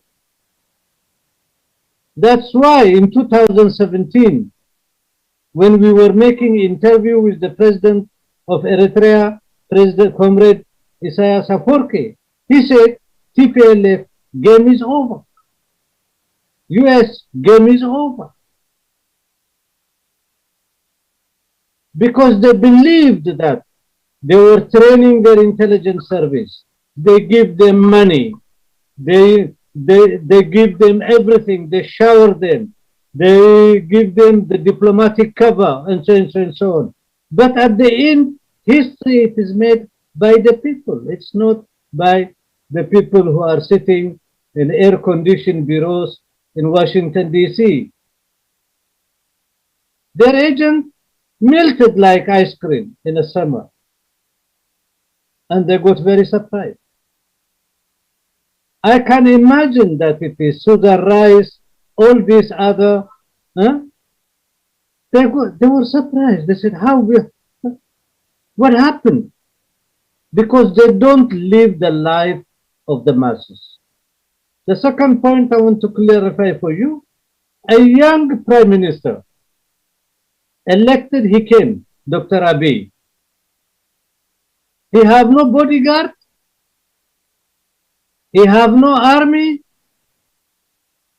He have no intelligence and so on. And he came to his office. So the first thing he have to do to liberate first his office. Can you manage that? Can you slowly consolidate your power? I'm sure the American diplomats, they say, this man, he will not survive 1 week. His days are limited. But he survived. He turned the table upside down. Finally, the TPLF got frustrated because they went to Tigray and they started a strategy of chaos.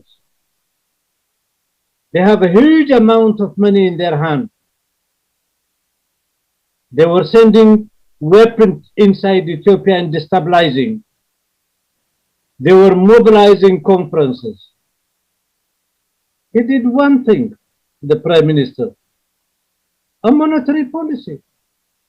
He changed the currency.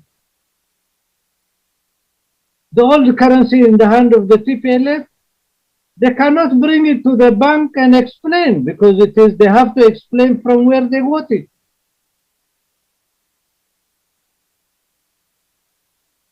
Finally, they were advised by United States to attack 80% of Ethiopian army is stationed in Tigray. 80% of the Ethiopian army equipment, it is stationed in Tigray. The young man who is sitting near to Simon, you are a clever young man. Have you ever seen a prime minister who doesn't have even a bike, not even a bodyguard, in a country of 110 million? 80% of the troops are stationed in Tigray. They have $40 billion in their hand and everything, and he manages. We should say to this man, he's clever. He should explain to us how he survived. This frustrated the State Department. This frustrated the TPLF friends because their assumption, they see things from the sky, but they don't see the sentiment of the Ethiopian people who have suffered 27 years under the TPLF. They became for him the bodyguards. Masses make history. And that is the good example what happened in Ethiopia. The same to come to the second point. The US, they might have Apache helicopter, they might have Africom and dollar in their pocket, including the French. But when you do surveillance on the basis of the language of the population and the culture and the psychology. How somebody born, brought up, trained in Texas, do you think can he make a surveillance inside Somalia? We should not exaggerate the capacity of the imperialists. These are, in real terms, they can be dangerous, but at the same time, they are paper tigers. Africans, one of the most advantageous continents we have a lot of languages. Our languages are so multiplied with a lot of dialects. I think Apple itself tried to organize it but didn't succeed. To make surveillance on the population, to police the population, to understand the psychology of the population, it's not an easy business. They might be on boots, they might fly from one place to another place, but these foreigners who come in our ground, in our villages, we can isolate them. We can fight them. The only thing they can do, they bombard, as they did in Afghanistan. They can throw missiles, but very difficult to understand our psychology. Their information capacity on the ground, surveillance capacity on the ground is very poor. I'm not undermining them.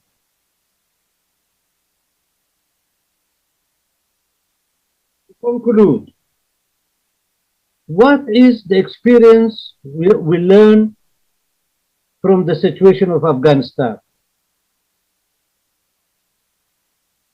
I really advise the young people who are sitting and listening to me to read the British general who wrote about his experience in the first Afghan-British war. It's a beautiful book. The Afghanis, they were primitive. The British, they were dominating the whole world. And he was marching toward Kabul in the first British-Afghan war.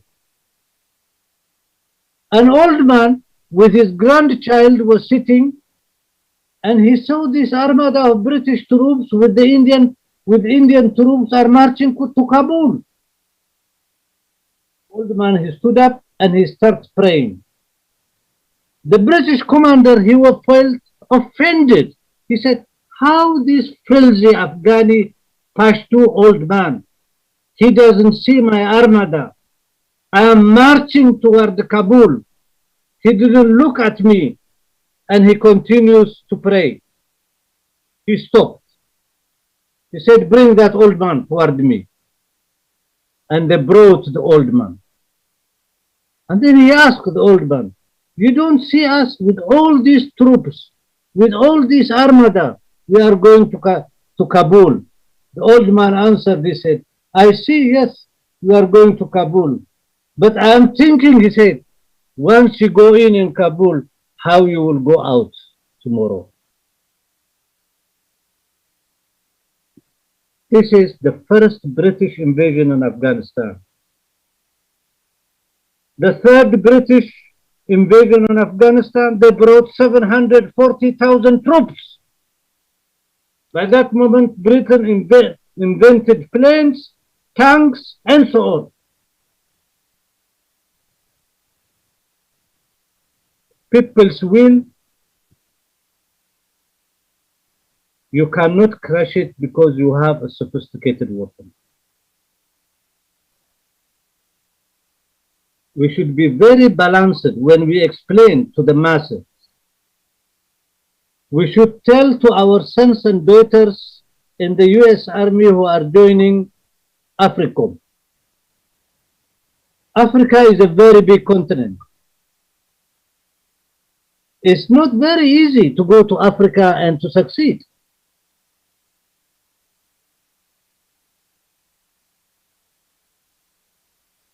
I will stop here.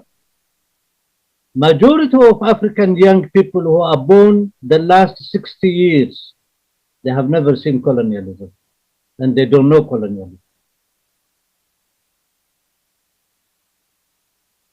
And they are not frightened like their grandparents parents when they see colonial troops on the ground. Second, you can only defeat a people, you win a segment of the population of that nation. But they couldn't win in Afghanistan. They spent $8 trillion and they lost. They ran away like small girls from Kabul. I think we should believe the masses, if they are organized, if they are aware, they can struggle. Imperialism have no time. It comes to loot resources. To loot resources, you need to invest. You have to exploit the labor. You need peace. They don't have that chances now. It's undermining them. But in history, what I have understood is the psychological welfare they are trying to do on our youth, it will never succeed. I'm sure they are listening to me. And the young people who are asking on that, I'm telling them from Europe, from near to Brussels, I don't think French troops in Mali are now succeeding. Neither they are succeeding in Niger, nor they are succeeding in Chad. The other factor, the peace which we see in Europe, this peace is at the expense of African looting. 67 million population. Africa, particularly French Africa, is subsidizing France 400 billion euro every year. So the relationship between the working class and the ruling class in France is ensured by the exploitation of African resources. The day that resources decrease, the possibility of having peace in France will decline. The contradiction in France will be antagonistic. That is what it frightens them, that they don't want Africans to work together. That is what it frightens them, the new Horn of Africa.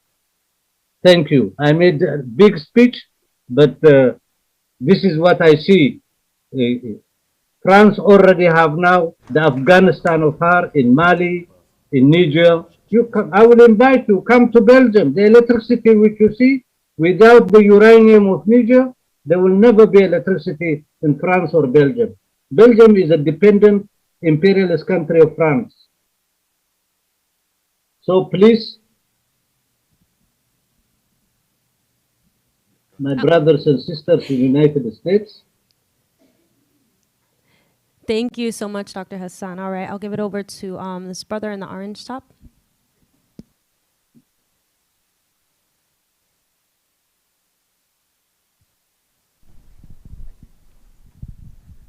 Thank you so much. I have a pair of questions.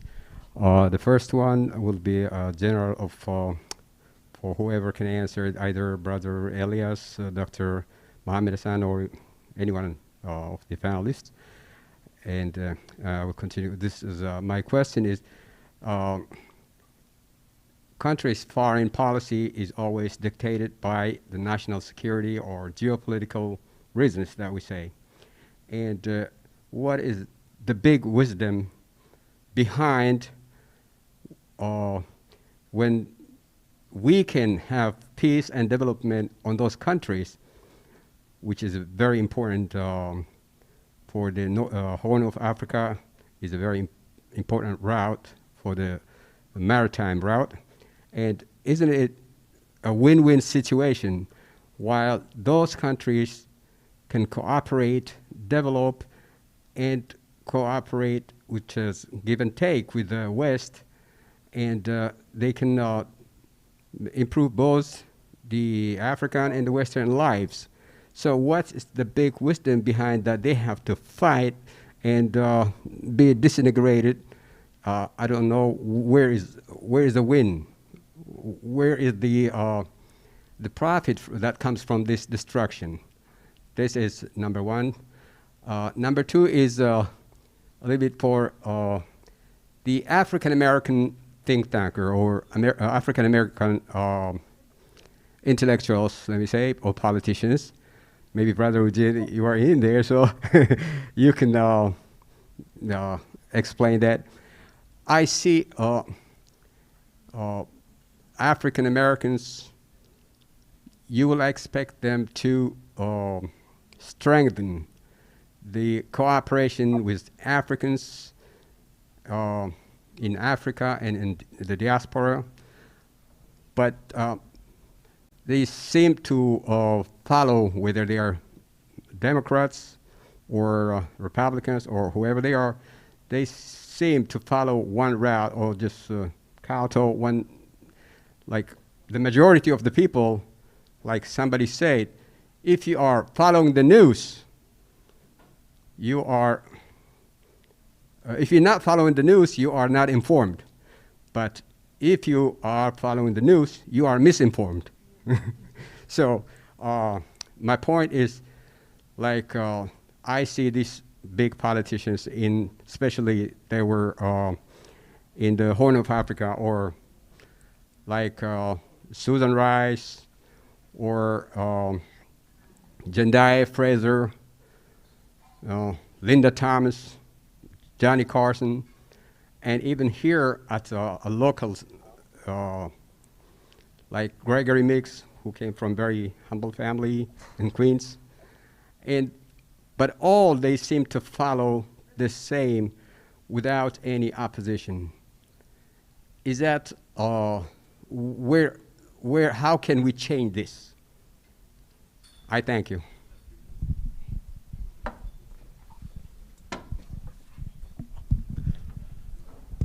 So whether it's the Republicans, whether it's the Democrats, we've seen it's just, they take turns in managing the empire. But the problem is, at the end of the day, it's still an empire.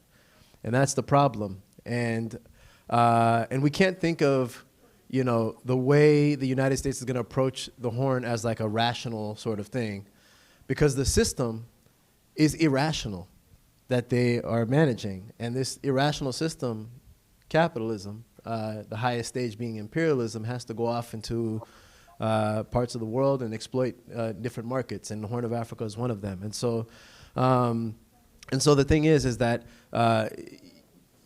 when they do these things and they destroy countries,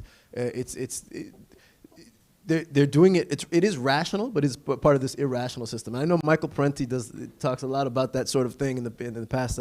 But so what I'm saying is we can't expect the Democrats or the Republicans to solve this problem. We can try to win them over, but at the end of the day, it's still an empire, and so that is the key issue. So I think I'll leave it at that. And I just wanted to address something that Kay was talking about. It was about the disinformation thing, and actually you brought it up as well too. Is like if you're being misinformed if you actually follow the news. So let me just, there's always like the big lies that they have in a war when they're ramping up for a war. So really, there's the so-called Aksum massacre. So back at the end of November, they said that there was a massacre of 700 people by the way, there's coffee going around for everyone here. It is a holiday, so I hope everyone is enjoying it. Low cultural dimension here, but I just want to say, so going back to the disinformation. So the Aksum massacre, it was said that there were 700 people that died that day, And what we found out later, well, first of all, they reported that first through a group known as the EEPA, just a little fringe group that I don't really want to go into very much, but they said they made the claim first, so it wasn't on the ground reporting. It wasn't a primary news source that reported this. But in January, they then reported it. And then what happened was that they lowered the number down and said progressively from that point on. But I mean, basically, my point is with the massacre, they couldn't find any evidence. And in fact, what happened was that it came out that the very next day after the supposed massacre, there was a huge celebration in the city of Aksum, which is this historic town, ancient history, ancient town, ancient city. And they're on TV just, saying how great of a celebration it was. And if you read the Amnesty International reports that had come out after that, they're talking about like the stench of death in the air, bodies littering the streets everywhere. And they're supposedly these very happy people. And in fact, the very day before, which was the 29th, they had actually they had a church service at the end of the day. So the very day of the massacre, there's a church service at the church that they said a massacre happened at. How on earth is that possible? You can talk about the so-called Dangalat massacre, where they have a person on video who is saying, some number of people have died, and then in this video, there is a person. This is the full-length video, not the slight segment that CNN took. The full version of the video, which was circulating online already,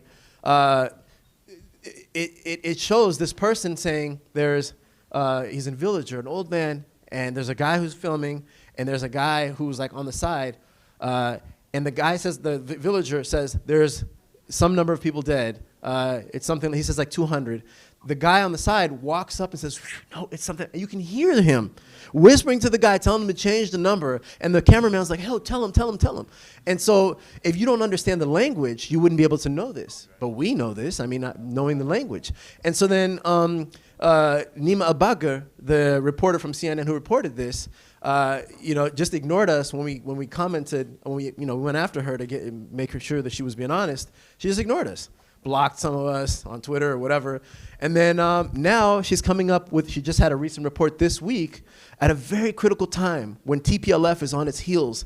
After the ceasefire, they invaded the Amhara and the Afar regions and just committed all these horrible things, atrocities, killed Eritrean refugees, reprisal killings against the Tigrayan people who they had because they were in the bushes fighting a guerrilla warfare temporarily. When they came back, there was like these reprisal killings against the administrators. They killed the administrators. So after all this, because of the government had moved back in order to allow the farmers to farm, because of I'm not going to go into detail. Basically, we didn't want a famine to happen, and so they pulled back. And so then TPLF took advantage of this, even captured a historic church, Lalibela's to town, Lalibela.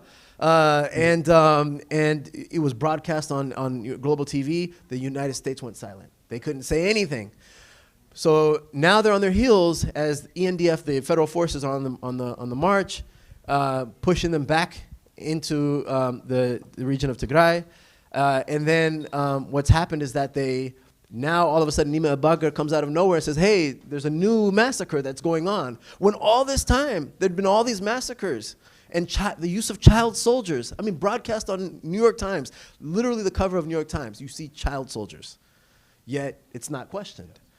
It's so brazen, it's so in your face. It has totally radicalized the people of the Horn of Africa. So I thank you, New York Times. I thank you, Empire, for doing what you have done. So this level of disinformation is used to, ramp up war. And like I said, it's just so blatant and so in your face that, whether you're talking about the Duma gas massacre in Syria, or you're talking about all the stuff they're making about the Uyghurs, and all this disinformation we see, whether it's people pushing trains in North Korea, to get to make the train move. There's just disinformation everywhere, every country that they target, and I just want to say I've been following this stuff for years. Since I was in high school, And I have never seen this level of disinformation in my life. And so it's up there with all the great, these disinformation operations that we see around the world.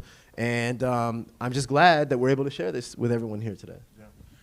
Well, just to speak really quickly to the issue of the African American community, and thank you so much. Well, first and foremost, thank you so much for the coffee, for all of the food, and to everybody. Round of applause, please, if we could, for folks for putting this together on the new year.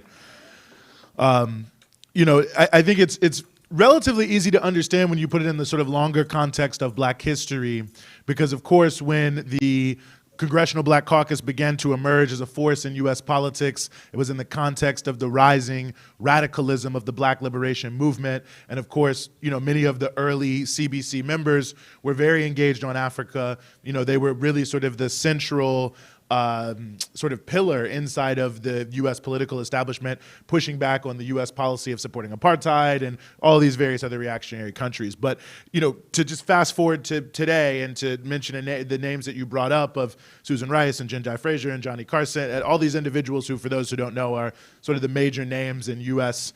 Africa policy in the 1990s and the 2000s, it's really part and parcel of the defeat of that radical sector of the Black liberation movement and the domestication of groups like the Congressional Black Caucus, where they say, well, there will not be total Black freedom and liberation, and that's just how it's going to be. But you yourself can be elevated to a much higher level inside of the governing structure, but it's predicated on you accepting the politics of the status quo in terms of U.S. foreign policy. So you can have Black faces in high places, but only if they have the correct policy standpoint. And I think that's what we're seeing today. Certainly what we're seeing in relationship to the Horn of Africa. You look at someone like Karen Bass, who, if this was 30 years ago, might have had a very different position, but was very quick to sort of jump on whatever the mainstream narrative may have been. So it's really a big piece of how, as a Black politician in America, you can solidify that you are, in fact, allegiant to the system really anywhere in the world, but in particular Africa, act in such a way that sort of your face and your reality becomes a major front in terms of the ability to misrepresent the policies. But if I could just take a slight indulgence and speak a little bit to your question, Kay. I think, this is where critical reading is always so important when we understand the issue of misinformation, because sometimes even in reports that are very decontextualized and designed to distract you, you actually have critical information that can change the whole narrative. If people here read, and some I know have read and remember the New York Times article that came out, the front page article that was about, when somehow, some way, the New York Times got into the capital of Tigray. It's all about how they're taking over the country and how everyone loves them. Very interestingly, in one of the early paragraphs, it notes that prior to the conflict, the TPLF did not have a majority support inside of Tigray. And I have to say, it was an offhanded point in the newspaper article, but I find that extremely interesting, because the whole narrative of the TPLF is that the injustice that was done by the canceling of the election was that, well, everyone loves them and everyone supports them and they have 100% support. So the only reason they would cancel election, it couldn't have anything to do with the raging pandemic. It could only be because they were trying to prevent the world from knowing that they had 100% support amongst the population. So wait, did they have 100% support amongst the population, or did they not? It's a very interesting piece, but it changes the entire understanding not only of the narrative, but of the article itself. And that's just in one piece that's designed to put you in another situation. And just one other small thing I'll say about that I think is important. For 30 some odd years, and going on today, no matter what the TPLF is accused of, no matter how much evidence is put in front of them, it never happened. It's actually shameless in many cases how openly, this has never happened, this is not true, this is being distorted, all these other pieces. They've never taken responsibility for anything. When they shot down students in the street in 2005, never happened. Anyway, I won't go into all the long list of their atrocities, but I point that out to say, if you look at the conduct of the Ethiopian government currently and Abiy Ahmed and really what he brought in when he became prime minister, releases thousands of political prisoners. He brings back a former political prisoner exiled from the country, formerly worked for Amnesty International, Human Rights Watch, pushes them in charge of the Ethiopian Human Rights Commission. Now, in the context of this conflict, the Ethiopian Human Rights Commission has made a number of statements, some about the Ethiopian government, some about the TPLF. There's also the Ministry of Foreign Affairs, by the way, everyone talked about, oh, well, the Ministry of Foreign Affairs is disputing this Amnesty International report in terms of the use of sexual assault, and they were certainly disputing elements of it. But what's also notable is that in the early paragraphs, they are in fact saying, yes, the conduct of our soldiers in many of these cases was not in fact acceptable. They actually tried 30 soldiers for their, for violating the laws and doing things that they viewed as abuses. So I say all that just to say, so wait a second here. If you're the international media and you're looking at this and you say, all right, well, one side, no matter how much evidence we have to prove that what is happening, and they never admit it, they never say anything, we're going to give them the benefit of the doubt. But the other side, which has actually changed the entire political character of the country, so much so that a country that TPLF, when they were in charge, never admitted anything is wrong, that there are actually internal government-controlled organizations that are disputing the facts on the ground, sometimes within the government itself. I mean, that doesn't sound like authoritarianism to me. That actually sounds like a very significant difference in terms of the level of democratic space that's available in Ethiopia. And you think if we were talking about who gets the benefit of the doubt, well, the people who are, it seems to me, are willing to be self-critical and to in fact put in place independent forces inside of their own government structure that are willing to look into things and produce reports that may not in fact be what I can't say, I'm not in the heart of hearts of the government, but at the very least, may not endorse everything they might want to endorse. I mean, that speaks to a major change in the political culture of a country. And the fact that that's never taken into account in the context of how these things are reported, to me shows that there is no interest in getting to the truth. Because if you were interested in getting to the truth, you would note facts like that about significant differences in terms of civil liberties, in terms of press freedoms, in terms of admission of various violations of international norms, in terms of war. You would do all that. You would give that side the benefit of the doubt. But instead, you give the benefit of the doubt to people who, no matter how brazen, no matter how open, will lie everything. I mean, it just shows that it's 100% thumb on the scale in terms of what it's designed to do, which is not to give a real view of the conflict, but in fact to create a narrative of events in order to promote what I believe is a policy that is aimed towards at least creating the space for regime change, if not that. So I just wanted to speak to that because I do think it's an important piece of how a lot of these very important issues, I think, are getting lost in the conflict, the conversation, as it were, about what is and what isn't happening on the ground.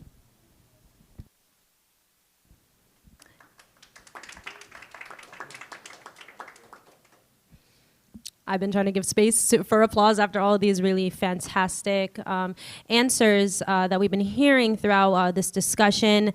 I know we have a couple more hands on the floor here, but I would like to give space to the folks tuning in. There's been about 70 to almost 90 people joining us on YouTube during this live, so I definitely want to acknowledge these folks watching at home.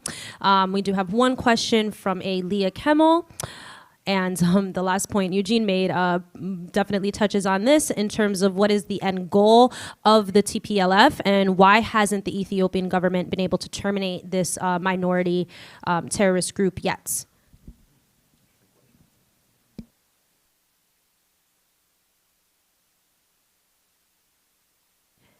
Maybe if you want to speak to this, Elias, because you haven't spoken to it yet, or spoken yet during this discussion.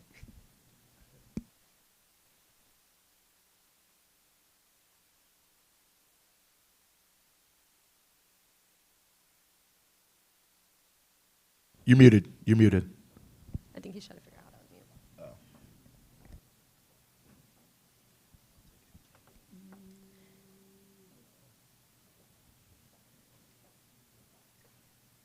to unmute. Okay, there you go. Briefly, what's the end goal of TPLF? Well, the end goal has been when they launched the war on November 4. That's very important, crucial point to emphasize. The TPLF started the war on November 4, attacking the northern command where 80% of the Ethiopia's army's capacity was based. By any standard, that act is treasonous, insurrectionary, and so no government on earth would tolerate that.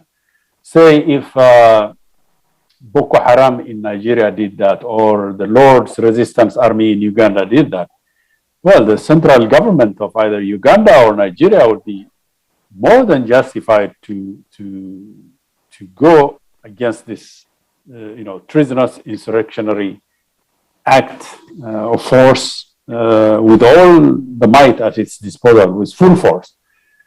But when it came to Ethiopia, the Western media, as part of the disinformation, tries to equate this both-sidism, both sides have to come to the ceasefire and to the negotiating table. That is an impossibility. No country would tolerate such a treasonous insurrectionary act of war against its national army. That's defiance of its sovereignty, and has to deal with it, to the extent of all force at its disposal.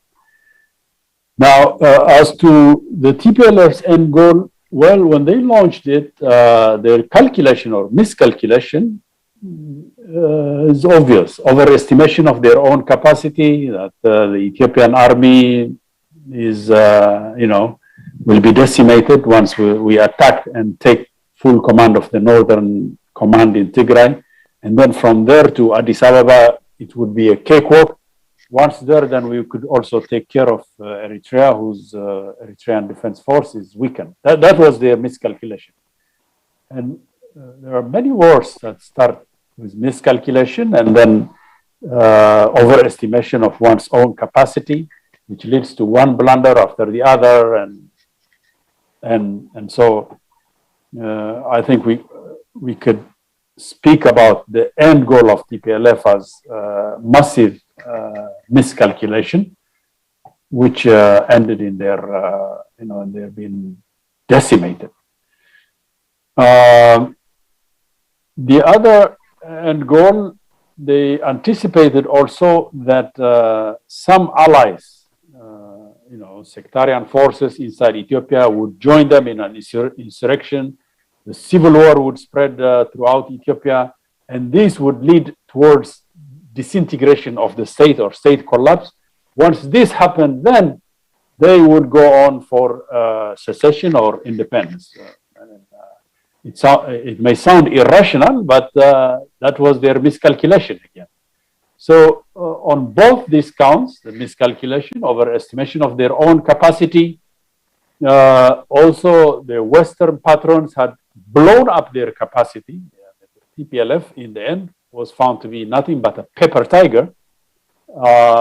Many so-called Western experts and analysts actually did mea culpa. They openly admitted that, they had been wrong in overestimating the TPLF's capacity.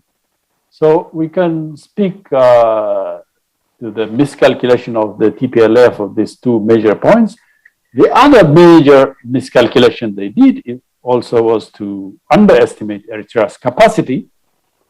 Eritrea rightfully does not talk much about its involvement or non-involvement in what happened in the conflict in Tigray. It's right not to do so. I mean, it keeps a strategy of silence. But underestimating Eritrea, I think, has been a grave cause of their miscalculation. Once I heard a German so-called expert of the Horn of Africa, his name is Gunther Schroeder. You can hear his talk on YouTube if they haven't pulled it down. But a few years ago, he was addressing a crowd of Eritreans in Germany. And when talking about the Eritrean defense forces, he said, the Eritrean defense force is totally, you can't even talk about it as an army. You don't even wish to go to rabbit hunting with that, with the EDF, is what he said, by way of dismissing and underestimating it. Well, now the world knows the capacity of the Eritrean Defense Force, a very highly disciplined army, People's Army, Revolutionary Army, which emerged of a long struggle of 30 years war. It's a people's army. Again, it's based on also as one of its backbones on the national service. A volunteer part of youth makes at least about 50 to 60% of the army, highly motivated, highly disciplined, highly and politically conscious as well. And underestimating the capacity of Eritrean Defense Force, in my opinion, also led to the demise of the TPLF. Let's just leave it at that. The other question, I will let somebody else address it. The second part of that question. Yep, there we go. I just really want to quickly, if we could give a round of applause to Monica, who is our moderator. She has to run to another event. It's like the third thing she's done today. So doing triple duty, being here to be. So thank you again, Monica. I just wanted to say that. Well, let's try to get a couple questions in here before we close. So I know you here. I saw your hand a while ago. So maybe let's go right here in the back, and then right here, and then we'll potentially come back. We'll see if someone who hasn't spoken yet is coming, but I appreciate it. And then I see your hand as well. So we'll try to see if we can get 2 or 3 more in here, and then close. We're a little bit over time, but I think we can make it work. Give the mic. Right behind you. Sorry. Which question? We're going to come back to it. We're going to cover it. Noted. Thank you very much. Firstly, Ruhus Qudus Yohannes, thank you to the pillars of our community for just having us and welcoming us. I think we appreciate to understand that for the youth to be cradled as in the belly of the beast, to have the pillars of the community welcome us in that way is just a glimpse of the Eritrean culture and the Eritrean unity for the fight and the struggle of the working class. So thank you again. But my question is, I'm sure the imperial agenda is probably to have a Kosovo in the Horn of Africa, right? So I think Kosovo is like a very recent manifestation of what it means to have like a very secluded area that is underdeveloped. But my question to Mr. Elias and even Dr. Mohammed is, I think as we go forward now within our fight, it's essential for us to understand that the people of Tigray are probably being used as the armor of this whole war, right? Meaning there are people that could be easy comrades within this revolution for us to actually emancipate them from the process of the feudal Tigrayan elite group, right? So what is the process that we need to take to ensure that we give space to Tigrayan people to be part of this side of the story and not necessarily on the other side of the story, right? And I think from my perspective as like someone who studies more of the climate perspective, as the droughts are gonna become more prone within the region of Tigray, the peasant people, especially farmers, are gonna be more inclined to want some form of change from any feudal and elite group within the Tigray regime anyway as it stands, right? So what are some programs or protocols that we can take in place to ensure that they have space within these conversations and these discussions, because there are many voices that are very much alienated from their community. So it would be great to know what we could do from outside and what is being done on the inside. Thank you. Great, thank you so much. Before we get answers, I just want to put this other question on the table just so we can get the maximum in here before we hit time. So, Kay, can you just do me a favor and just run this mic over here? Thank you so much. Okay, so there was a lot of conversation or talk about tribalism and just kind of discussing how we view like the nation state, which I thought was very interesting. So I guess my question is, how do we contend with the very real colonial history of Ethiopia as the nation state that it is today, right? How do we contend with that and its relationships with oppressed nationalities, with the Somali region and the like? So what do we do with that information? How do we include that in these conversations so that we are, we ensure that we are anti-imperialist, that we continue to say no to intervention, no to sanctions, but we can also understand how we include, not even just include them in a conversation, but figure out what the future of the Horn looks like with oppressed nationalities as well. So. Thank you so much. So I don't know who wants to start. I mean, we had 2 direct questions. I think, Dr. Hassan, Elias, Simon, any of you could probably start anywhere there. So whoever wants to jump in. Simon? Oh, yeah, please go ahead. So I'll take Yulian's question just because I feel as though it's something I've thought about a lot about. So If we recall here in the U.S., the Black Panther Party, and specifically Fred Hampton in Chicago, we remember the Rainbow Coalition. And with the Rainbow Coalition, you had the Young Lords, Young Patriots, you had the Black Panthers all coming together, even though when they're getting together in these meetings, there's a Confederate flag on the wall, and then, you have, which is obviously a very hurtful symbol for a lot of Black people in America. And so to have Black revolutionaries to come into a meeting and then see that on the wall, how do you make that work? How do you bring together these people who feel as though, you can talk about the indigenous peoples of the United States who are, to see that, it's just a painful, hurtful kind of thing. But they all came together. And they formed a coalition, this Rainbow Coalition. And so, you can argue, indigenous peoples would say America should not even be a thing. But it did not stop them from getting together and working with one another. And what they did is they built this coalition. Eventually, over time, what happened was that if you can think of it as sort of like a crucible, in the crucible of like struggle, these disparate parts are put in the crucible, and through common struggle, you get this amalgamation of the future of whatever we're gonna call the United States tomorrow. But you don't make that a precondition to coming together. And so, if you go back to even in 1985, Adulis. EPLF published in Adulis, its publication, quarterly, I believe it was, its position on Ethiopian movements, democratic movements in Ethiopia. And one of the things that they said was that, on the one hand, you have the ethnic nationalist. And their problem was that they could, if you were going from one region to another and engaging in warfare with the oppressor and the enemy, the Derg at the time, it was like turf wars, and they couldn't, there was an inability to form a common front, a united front to fight. So that was one problem. This other thing was that on the other side, you had, like you're saying, this imperialist, there was the Amhara chauvinism at the time, which was a big issue.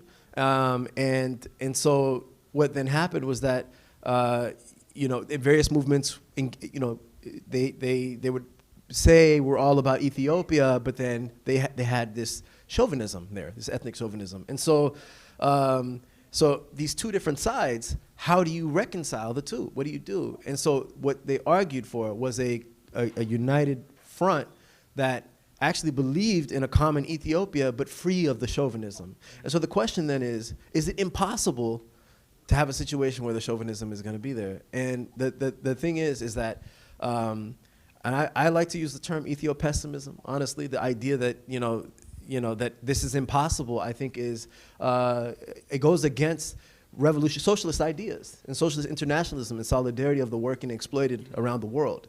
And so we should be able to get together, and then if at the end of the day, self-determination or whatever issue it is something that has to be addressed, that can be addressed. But you don't unilaterally say we are breaking apart from this historic, current state.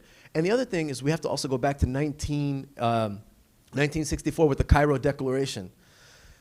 With the Cairo Declaration, this is the Cairo Declaration of the Organization of African Unity, which is today the AU. What they said was that because of colonialism, we're going to have to accept the borders that exist as is. So we're going to have to accept the borders as is. And so all of these borders were colonial manifestations. So Ethiopia, surrounded by all these different colonial countries, its borders are also therefore colonial. And so the idea was that all these, we have to, whether we like it or not, Ethiopia is Ethiopia, Eritrea is Eritrea, Somalia is Somalia. The entire Africa in 1964 declared that this is, we have no choice because they're all imaginary borders. And in fact, like Benedict Anderson said in his famous book, a nation is an imagined community. So so it's very important to understand it. And so when we talk about Ethiopia is a nation of nations, they're all of them are imagined communities. So the question is, can we form a basis of solidarity to work together? And so how do you know if you haven't even tried? And so the thing is now Abiy Ahmed is saying that this is something, an Oromo, by the way, who is saying that this is something that saying it's the first non-ethnicity-based government. And so all we know is what is actually done in practice. And so in practice, I won't be the judge of it, but I think the Ethiopian people and the peoples of the Horn will be the judge of it. Has he done that? I'll leave it to people to believe in that. And we'll see if people buy in or not. Well, I don't know if either of our two panelists on Zoom wanted to address the first question that was on the floor.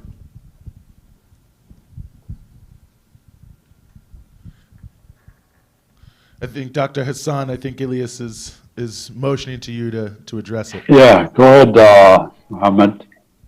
The situation of the Tigrayan peasants, what do we do to assure them is, I think, a very relevant question of the young lady.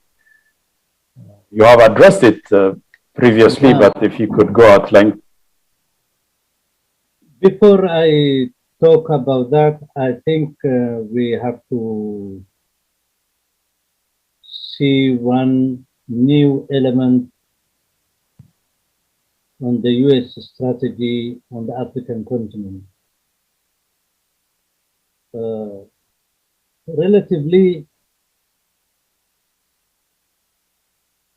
Comparatively, the relationship between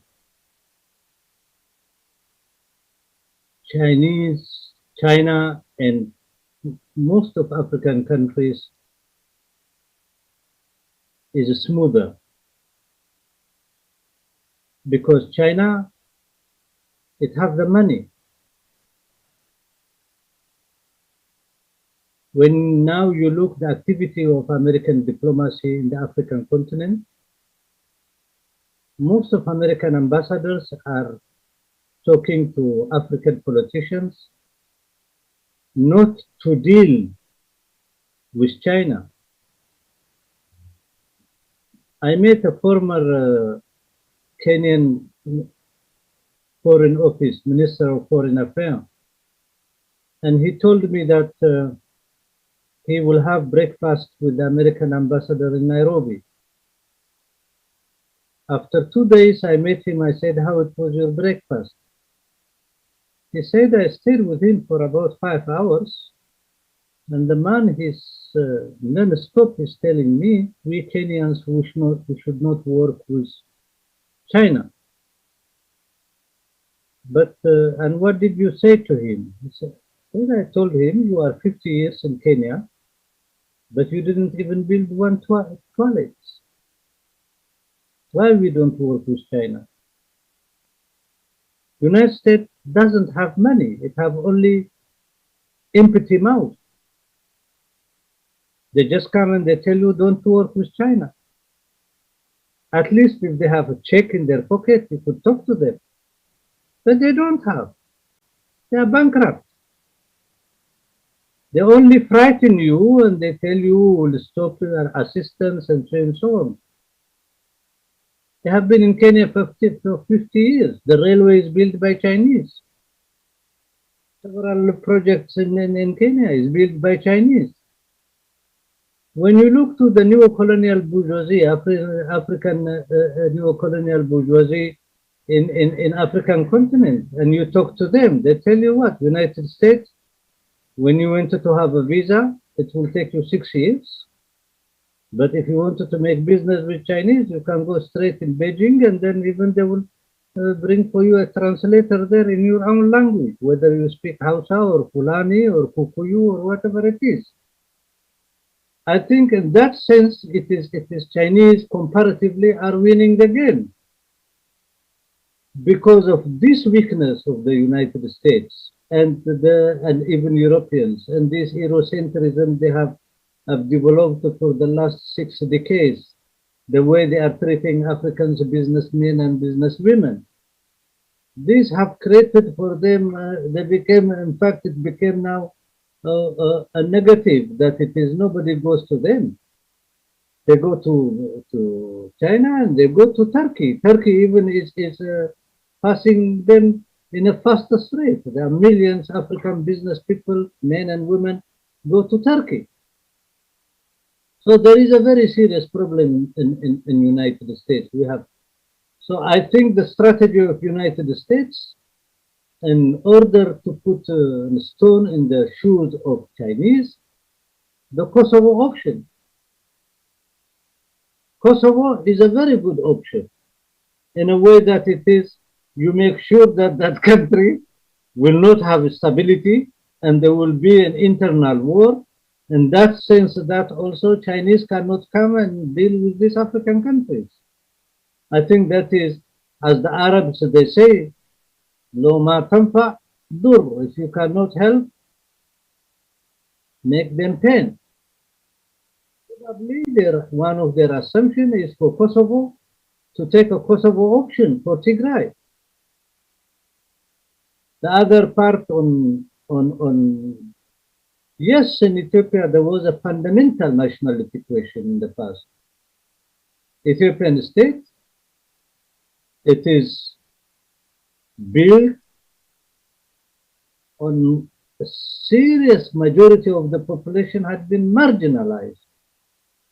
Ethiopians, in real sense, they were Amharas and Tigrays, and these Coptic religion believers.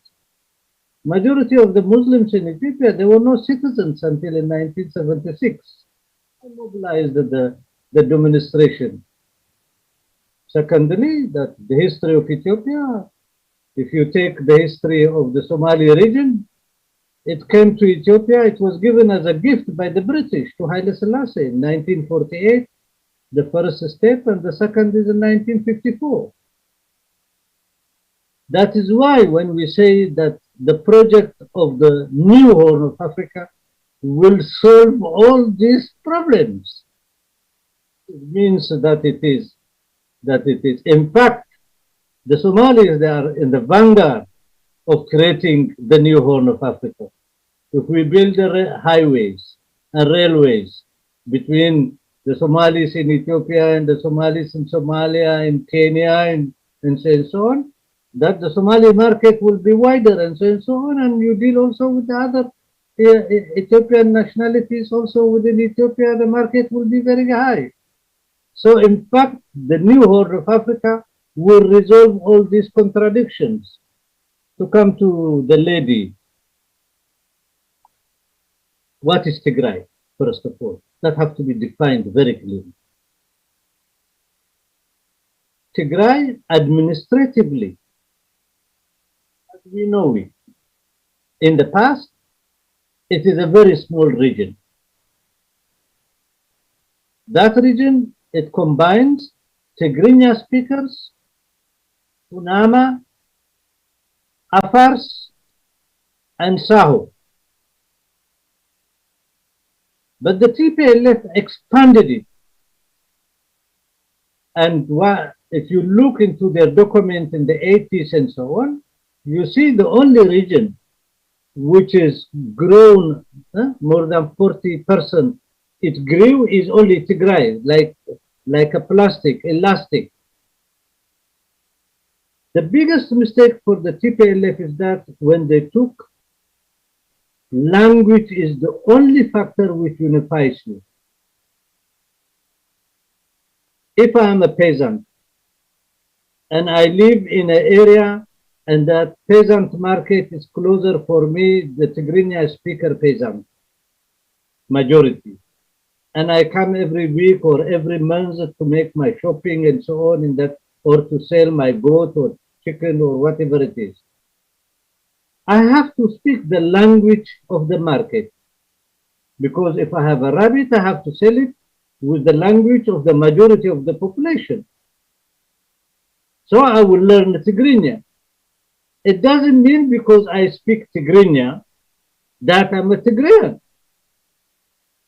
The Walkite, they speak Tigrinya, they speak Amharic, and they speak Arabic, those who are making business with Sudan. If you only take one variable, language only, then you are making a very wrong conclusion. And that is what TPLF's major mistake. They have everybody who is speaking Tigrinya, they say it is a Tigrayan. And from that perspective, they deny the existence of Eritreans. So they nationalize a segment of Eritrean who speak Tigrinya as if they are there, with them. But I'm living in Belgium. In Belgium, there is two languages spoken. There is a Dutch speakers and there is a French speakers. Our neighbor is the Netherlands. They speak also Dutch. But if you take only the language as a factor, then is the Flemish, who are the majority in Belgium, 6 million, and the Dutch people, who are 14 million, they are supposed to be in one state. But the psychological makeup of the Dutch people is totally different from the psychological makeup of the Flemish. The Flemish, they feel more Belgian, even though they share language with the Dutch. So dialectically, if you are not handling the issue carefully, you make a very serious crisis, and you bring also the nationality who are born from, like Tigray, they brought the Tigrayans in a very serious crisis. Now we, the Ethiopians, and the people of the region, there is a historical responsibility from us. One, all these crimes who are committed by TPLF is not committed by the people of Tigray. The people of Tigray, they are #1 victims before other Ethiopians. In their name, this mafia group, this fascist group, used the name of people of Tigray, looted, killed, and so on, and accumulated a crime.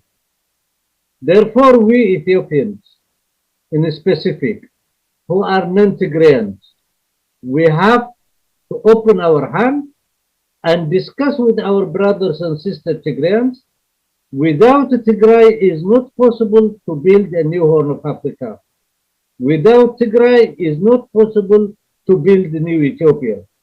Minus TPLF, we have to raise the consciousness of all the Ethiopian people that in criminal organization, we have to minus that the people of Tigray, they have to join. Of course, they have succeeded, they have nationalized the people of the Tigray, they intoxicate them very much and so on. It will be very hard, but we non-Tigrayans, we have to be very careful, we have to be very dialectical, we have to be very democratic.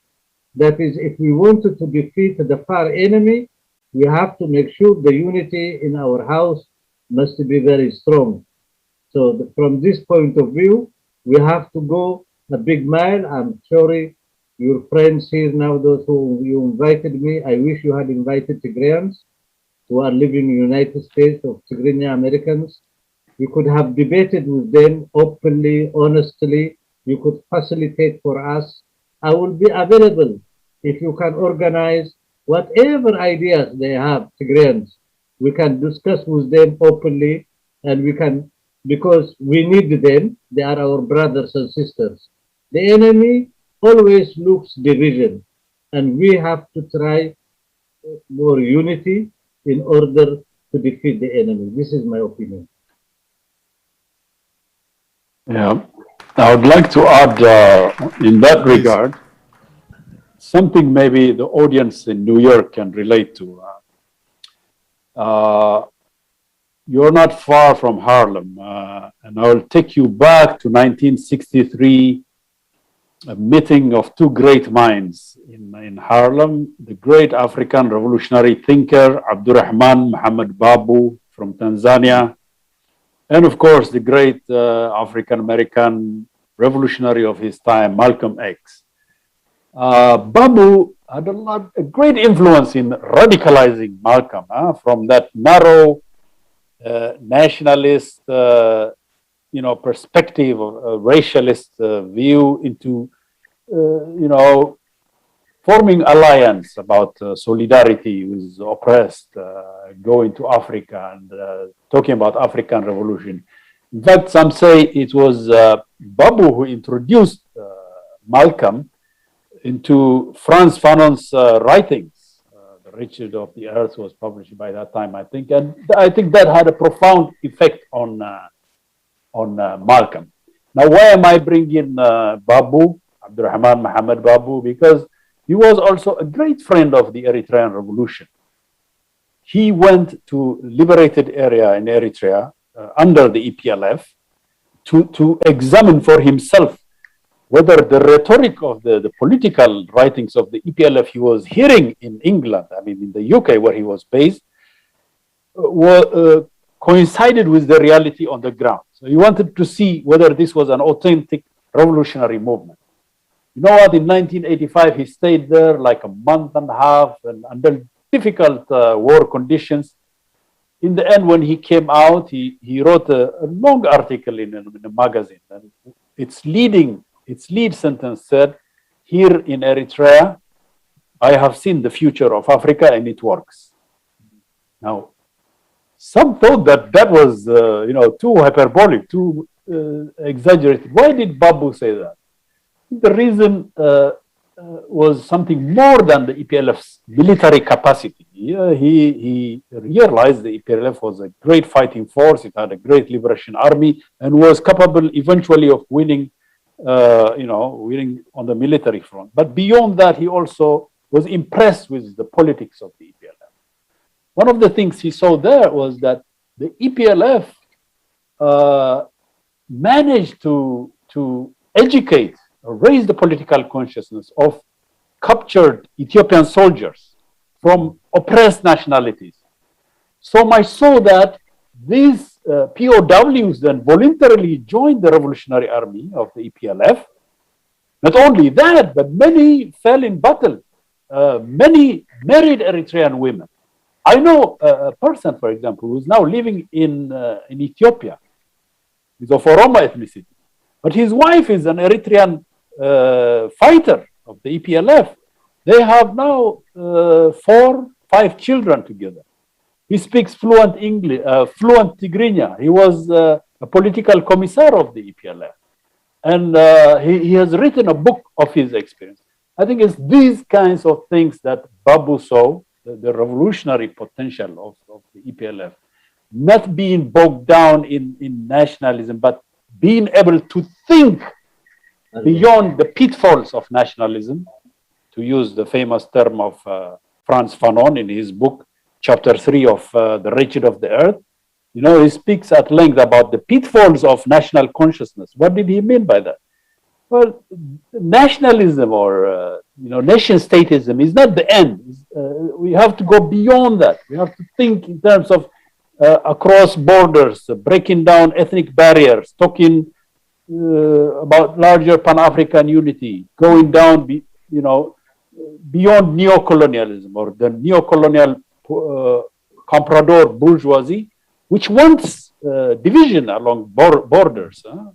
The neocolonial comprador bourgeoisie wants to maintain nation statism, to divide peoples along borders, along ethnic lines, religious lines, tribalism, and what have you, because they are not real national bourgeoisie in the real sense. They are not captains of industry. They're proxies or compradors of imperialism. Messengers, errand boys and errand girls, that's all they are. So they can't think in broader terms of, revolutionary terms, uniting the people, creating people-to-people solidarity. I think the EPLF early on, during the days of its struggle, much like Fanon, much like Cabral, saw these kinds of potentialities. And while it was struggling, it continued to educate its fighters and the masses that independence is not the end of our objective. It's not the end of our goal. Waving the flag and being a member of the United Nations, that's not the end. That's the mere beginning of the struggle. The struggle has to go beyond that to form solidarity with the peoples of Ethiopia, with the peoples of Sudan, and to see what we are talking about, the new Horn of Africa. So when Muhammad and I talk about the new Horn of Africa, it's this kind of revolutionary ideals and ideology that backs it. And if you address the issue from this perspective of the new Horn of Africa, the question of the oppressed Tigrayan peasantry, yes, they are oppressed, they are suffering, then automatically is addressed as the question of the oppressed Amhara peasantry, as the question of the oppressed Oromo peasantry. So you see solidarity across ethnic divides, across religious divides, across tribes, and what have you. And you see greater potentialities which made Abdurrahman Muhammad Babu to say, here in Eritrea, I have seen the future of Africa and it works. And I don't think he was exaggerating. I'm committed to this kind of idea. So is my comrade Muhammad, who is Somali from Ethiopia. And I think this is what imperialism tries to prevent. I hope I've not taken much time, but it is a point worth emphasizing, and I'm glad the young lady asked this question.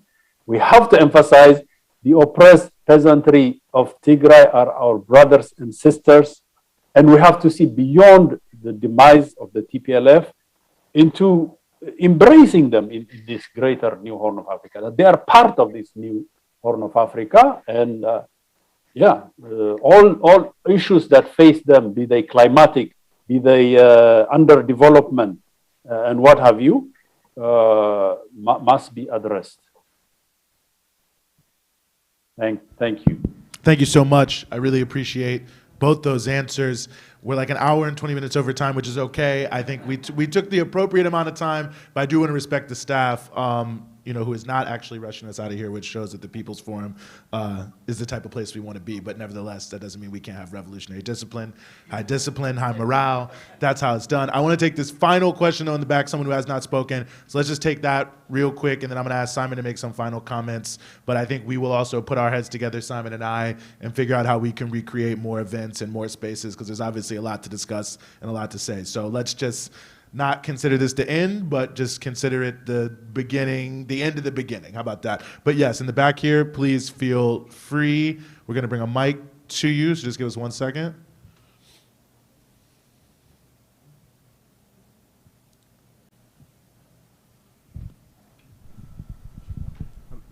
Yes, hello. So I just wanted to know that about 2 days ago, there was a coup in, I'm probably going to pronounce it wrong, but Guinea, a country in Africa. Yeah, Guinea. And I wanted to know, so obviously it was backed by the US and through the CIA and also Europe and through AFRICOM.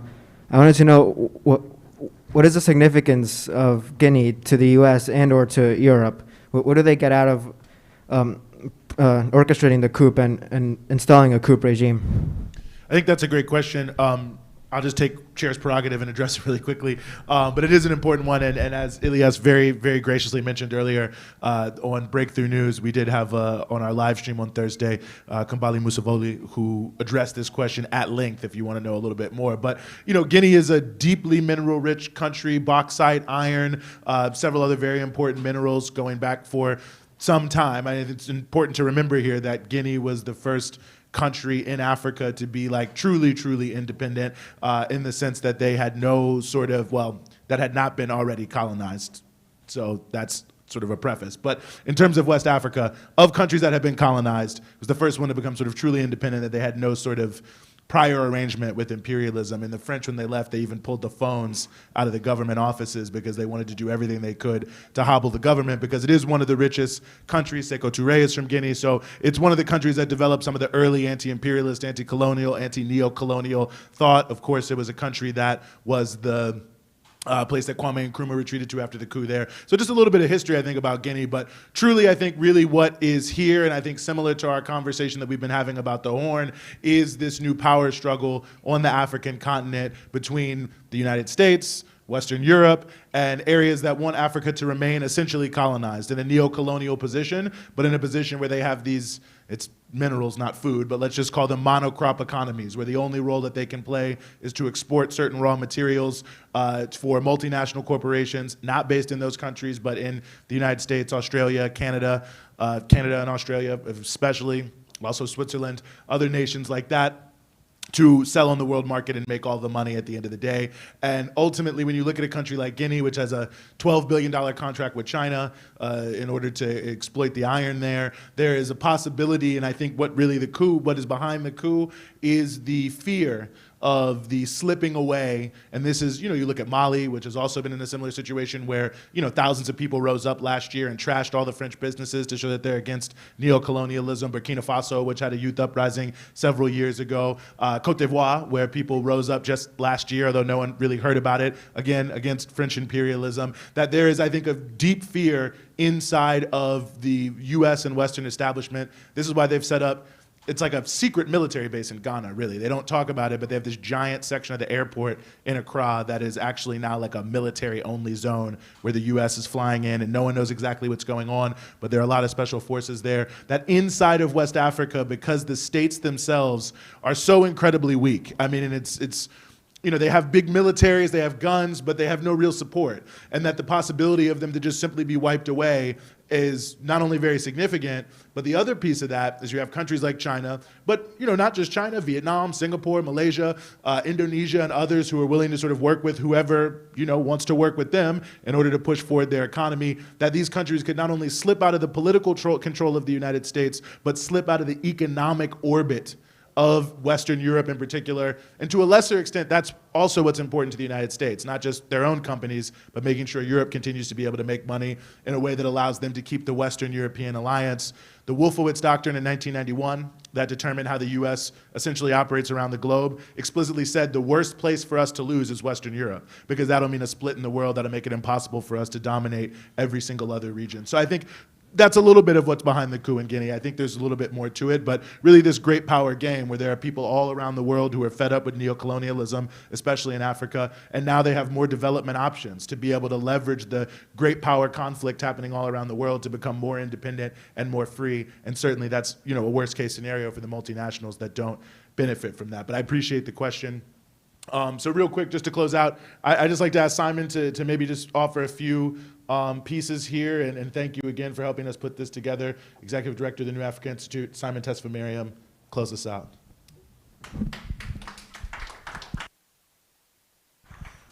Eugene really knows his stuff, doesn't he? I mentioned earlier the Rainbow Coalition, Black Panther Party, and how important and crucial that was.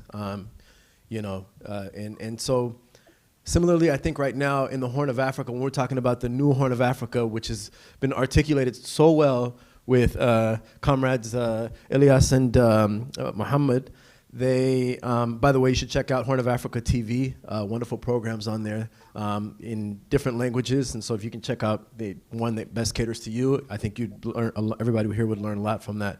But the new Horn of Africa, I think right now I mentioned the problem, everybody here has mentioned the problem of sectarianism and how, tribalism or, religious movements, fringe movements are dividing the people, and that, imperialism finds these local managers, these puppets, to, divide and conquer. And so in order to combat that, we need to be able to come together as a block, as a resistant block that will resist empire. And so I think we need to talk about, like the Rainbow Coalition, building a Horn of Africa coalition. And this would then, and it's not just the Horn of Africa, this is a part of the, Africa and the broader world, and plugging into different organizations. When we're talking about the Horn of Africa, I think keeping it simple, these three things, the anti-sectarianism, one, being anti-war or peace, however you want to phrase that, number two, and number three, economic integration, working towards the development of the Horn. Hard wiring relationships with pipelines, railroads, trade and commerce and currency, all that kind of stuff. So we need to start thinking in that type of direction and building now, because what happens after TPLF? TPLF is just the flavor of the day today. And so they're going to, when they're gone, we have to start thinking of, we have to prevent against the next TPLF. But I don't want to think in terms of a negative to be against TPLF or against this group, but instead to be unity. I think who was it? We've heard it a couple times. It was Eugene. Unity. We need unity. And so in some parts of, in Somalia, Eritrea, Ethiopia, thinking of the idea of unity scares some people. And, obviously there's this, some people have used the term unity as a way of kind of, colonizing folks and all that kind of stuff. And so it does bring some fears that, is this going to happen again? But that was yesterday. And we need to start thinking about the future. And we need to, and when we say unity, it's with mutual, with respect of among the different nations and different groups and all that stuff. What I think right now moving forward is we need to start talking about coalition building in the Horn of Africa and forming a unified, I don't want to say unified front, that's a technical language, but we need a coalition right now of the Horn of Africa in terms of naming and all that stuff. We can talk about that some other time, but I believe that we need to start thinking about that moving forward. Right on. Well, thank you, Simon. Another round of applause for Simon, Ilyas Samari, Dr. Mohammed Hassan, to the friends and comrades who fed us, gave us sustenance. I think a special thank you as well to the People's Forum is very well deserved. I think a lot of places would have been afraid to put this event on. So we're very thankful to folks here at TPF. And like I said, Simon and I will keep talking and putting our heads together for how we can do more, continue to bring in more voices, continue to discuss, and continue to find ways to push this forward. Obviously, there are many, many events here at the People's Forum, so I encourage you to check out, not only everything here, but upcoming things. There's so many fantastic things. Someone told me there might be a sign-up sheet for the Answer Coalition in the front. That person left. So, yep, it's right there at the front desk. So if you want to learn, be able to sign up to get more updates from the Answer Coalition, you can sign up at the front desk as well. But I think that will bring this event to a close. And special thanks to all of you for attending, everyone here online. Thank you so much. Thank you again, and looking forward to the future.